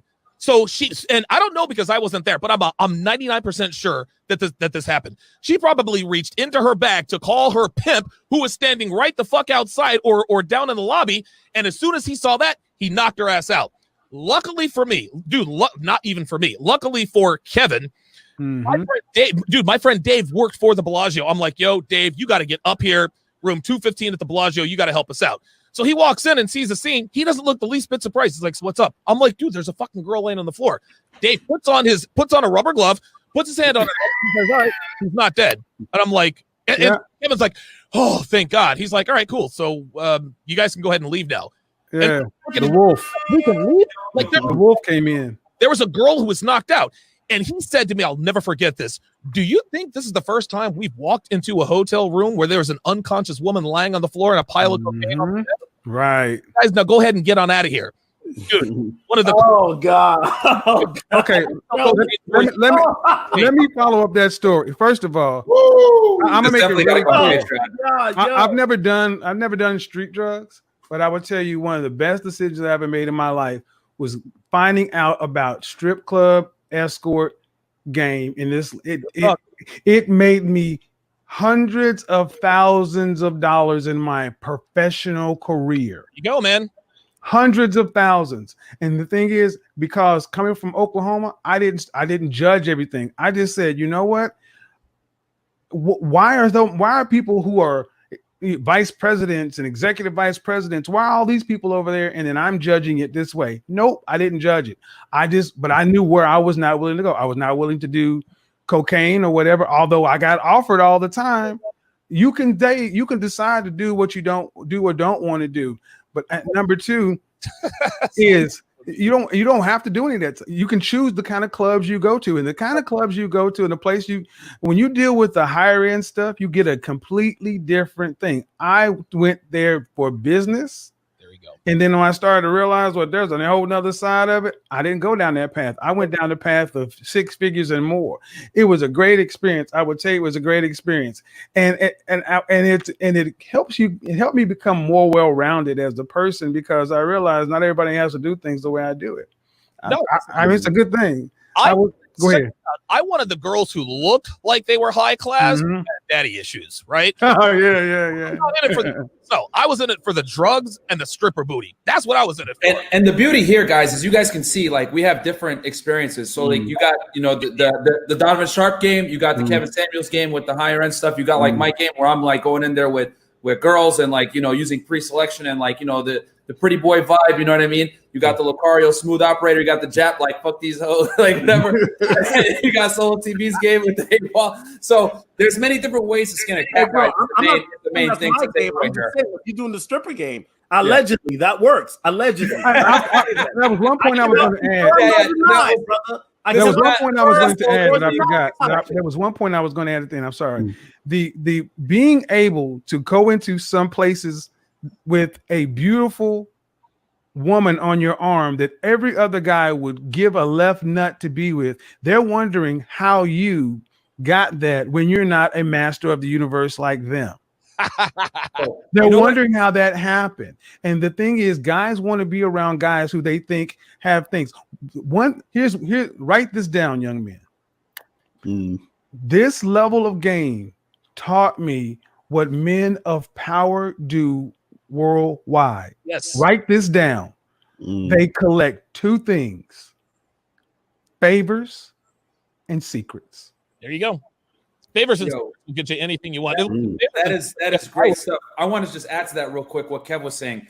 If you are a guy, right, and you show the potential that you're around beautiful women all the time and that you have the capacity to attract and or retain beautiful women, other men are going to inherently respect you and want to learn from you, and you can use that to leverage relationships. Okay, so or just hit an 8 ball. Yeah. So if you're good with women, right, and like your boss sees you with hot girls all the time, or like someone who's like wealthy or whatever, they're gonna want to hang out with you to learn what you're doing. You know what I mean? I got a couple friends that do this right now, which I'm not gonna name, but they'll want to associate with you. And then what you do is you use them as you teach them how to deal with women and stuff like that. Because let's face it, a lot of rich guys are simps. And when they're doing this shit, what are you doing? What are you doing? I'm not getting the type of attraction from women that you are. I'm not getting that genuine desire attraction. What are you doing?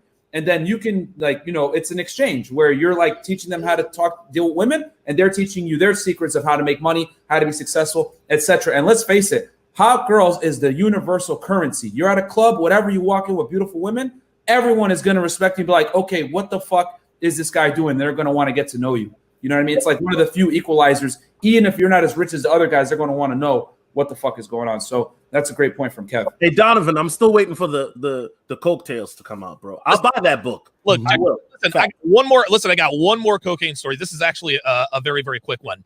Had a real good friend. His name was Johnny Garcia. His cousin was always sneaking. His cousin was always getting deported. 2 weeks later, he'd be back in Vegas.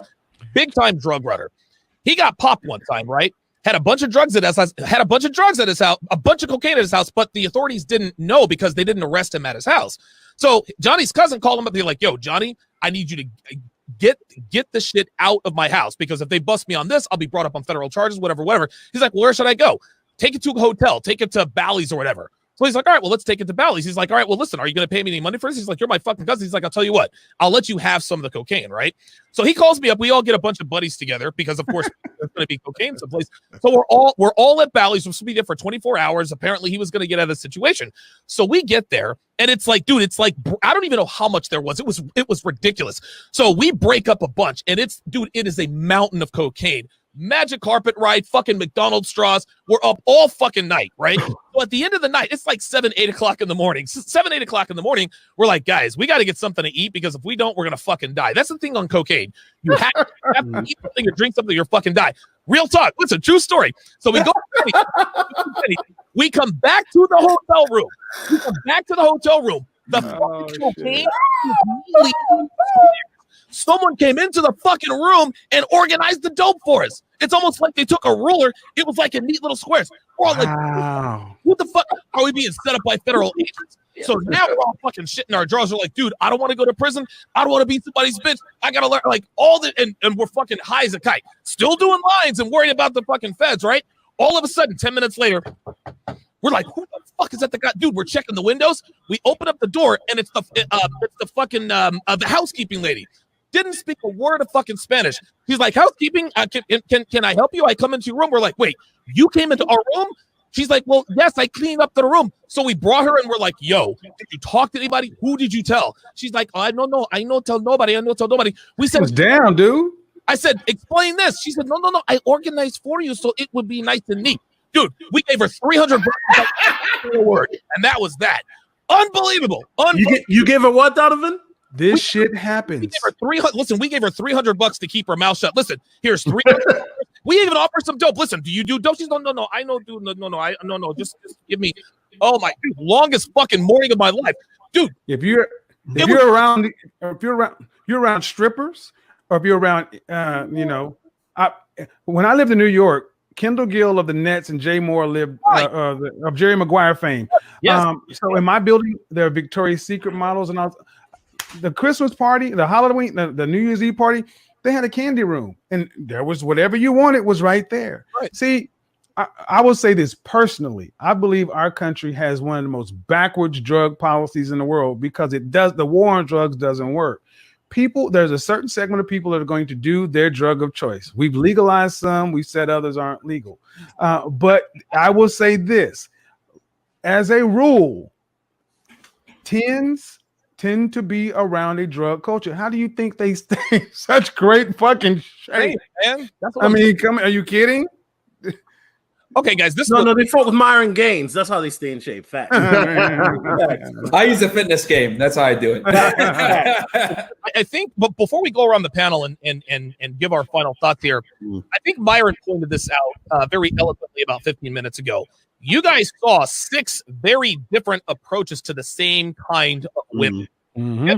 dude, Lucario's like, dude, I don't want to be a part of that life. But guess what? Lucario still gets bad bitches. He doesn't. Right. I just get the strippers outside the strip club. I don't fuck with the strip. And listen, Kevin takes a more corporate approach. He's not in it for the sex. He's in it for what he can get outside. I like the sex. He's in it for. He's in it for advancement. He's in it for gaining something. Me, I'm in it for the fucking debauchery. I'm into doing fucking lines off strippers' asses while giving ass them out to another one and doing hot with the fucking owner and the fucking bouncer and the goddamn DJ. Myron is on that. He's on that gorilla pimp game. Hey, I look good. You want to fuck me? Let's fuck.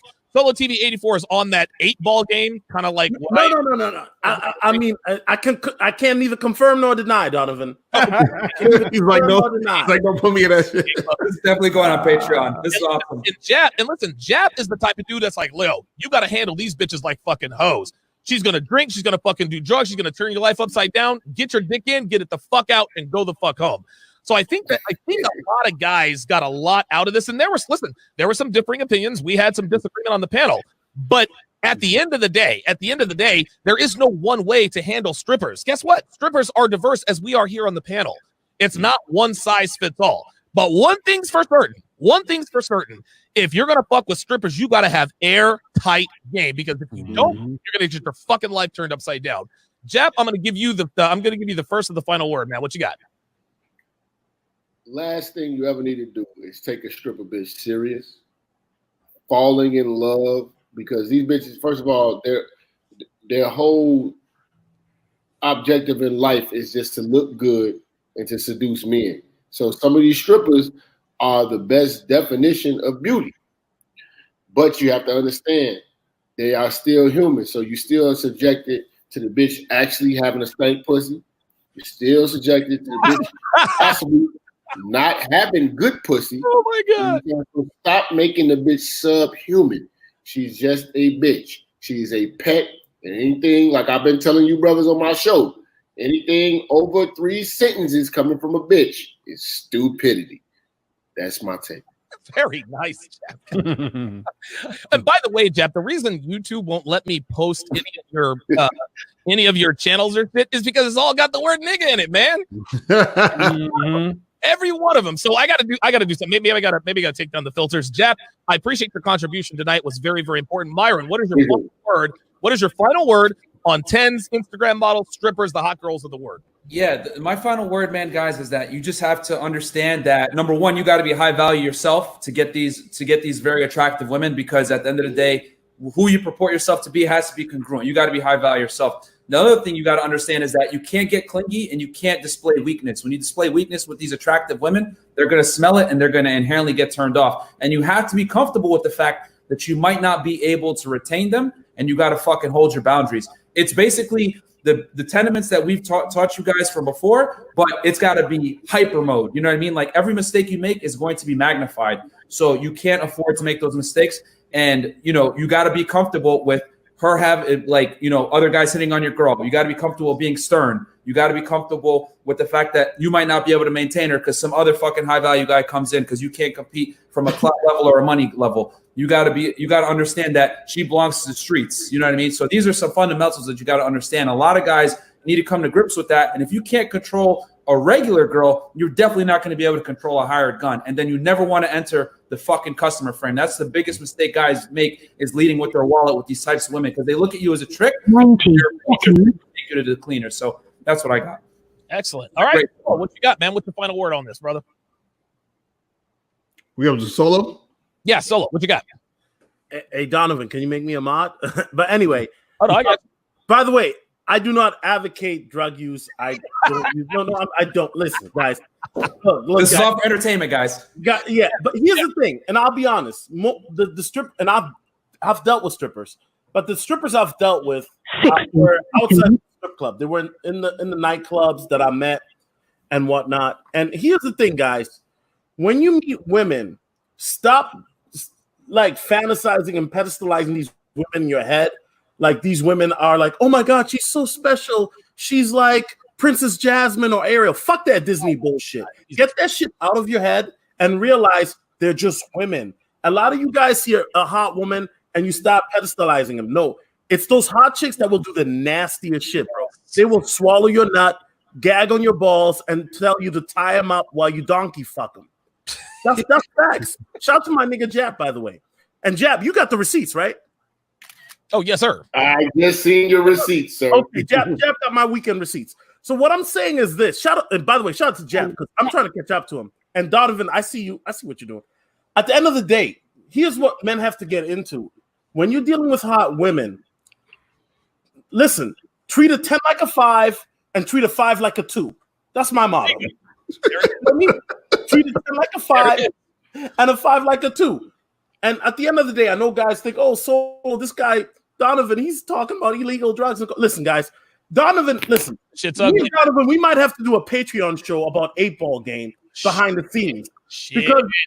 Because Donovan knows what I'm talking about. Oh, those hot chicks, the turbos, as y'all call them, the 9s and 10s, they be sniffing coke off toilet seats, my nigga.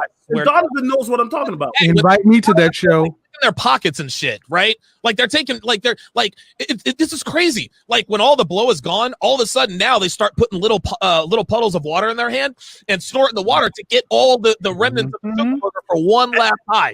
And see, Donovan, I was oblivious to all of this until I started hanging out with millionaires. And then I saw what they were doing and what these women were doing, like these hot chicks. And I was like, whoa. And shout out to Kevin. Kevin, no disrespect to you. I didn't mean to cut you off. But white girls do the most blow. That's a fact. Black women, they do the most weed. Yeah, black right. All you got to do is have a couple blunts and some Hennessy, and you're good. The point I'm trying to make is this. It's not about drugs, Donovan, right? But let's be honest. The hottest chicks like to have fun. Girls just want to have fun. That's a fact. Girls just want to have fun. Facts. Yes. So we'll drop the mic on that. Solo TV 84. Check me out. Solo TV 84 on YouTube, Instagram. All right. So on strip club game, or not strip club game, just hot girls in general. All right. So Jets. I came at this thing from a guy who was a frat guy who was in college. I saw a lot because my roommate, white guy, ran an escort service on the yard. White pimps. Damn. And they were pimping college women who became soccer moms. And what I stopped doing, I come from the projects and I saw pimps and escorts and these kind of things in a gutter way. And then when I got to college, I saw it in a corporate way. So it was a natural lead in when I was in corporate sales. And like Solo said, when you start realizing that there is a line, there are caps, you can only go so far. You will go further when you know people. Favors and secrets determines how high up you go, not your work, not your resume, not all the other Boy Scout shit that you want to believe. You can be Mighty Mouse and Captain America and stay down here, while the guys that go to the strip clubs who understand 8-ball game, understand ecstasy is a real thing, understand and stop judging this shit and realize that the strip club is just a golf club indoors. Beautiful men will always be surrounded with, powerful men will always be surrounded with beautiful women, and vice versa. There are two things that are inseparable from one another. Beautiful. So if you're a regular mortal guy who didn't come from this environment, you have to accept these rules. You have to pay to play and then buy your way in. And the way you keep your way in, if because you are not them. None of these guys on this video are those masters of the universe. We got a glimpse into their world. The way you stay in their world is keep your fucking mouth closed. You keep your mouth closed. Favors and secrets, gentlemen. The more secrets you can keep, the more favors you can get. And lastly, for every man, set your limits going in. Know what it is you will not do. Because that line is going to get pushed and tested. Because the world of power is seductive, like the dark side of the force. You don't know power until you start talking about that stream. That if Donovan, you want to do it, the 8-ball, the cocaine, you want to do it. We can talk about it, but that shit needs to be offline and paid for. Because real power is something that I don't think a lot of guys really want to deal with. But the reality is, powerful men and beautiful women are always in the same spaces. You got to know why.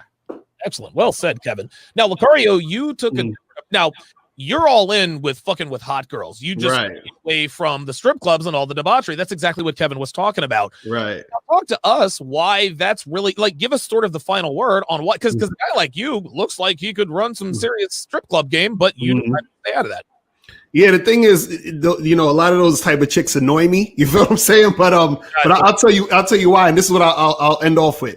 Because in general, when you're talking about just hot women and women, you know, women you think are hot girls you're trying to get with, I say these two things. One is that you have to understand that in order for you to even, you know, get a hot chick or keep her interested, right? You have to make sure that you're the type of guy that can handle everything that comes with. Right. So, for example, you know, what you have to understand is that the hotter the girl is, the more attention she's going to get, the more likely she's going to be an attention whore. You know, you might even be dating a chick who's an Instagram model, shit like that. You're going to have to deal with all the attention that she's given, that guys are giving her. So your confidence is going to have to be on level 1,000,000 to be able to even keep her interested in you. Now, the second thing I was saying, this is something that a lot of guys don't recognize, is because some guys will say, well, you know, I can't go out here and get a hot girl, or they'll try to get hot women and they'll see that they're getting shot down. What you have to understand is that sometimes your high self-esteem and confidence could work against you. And also, too, your low self-esteem could work for you. So I'm going to break that down. And I'm not, you know, trying to get you guys to have low self-esteem, but this is what you got to understand. Sometimes if you're a guy who's confident, you know that you're a 10, you know that you're on point. You might approach a hot girl, talk to a hot girl, or talk to some hot girls, and they're not going to want to fuck with you. The reason why they don't want to fuck with you is because they're not actually a 10. You understand? So you're a 10, and they're not really a 10. They look like a 10, but their mentality and their energy is of a 6. So they look at you as higher value than them, so they don't want to fuck with you. And now in the reverse, this is why you'll see a hot girl with an average looking dude. You're like, how the fuck did that guy get her?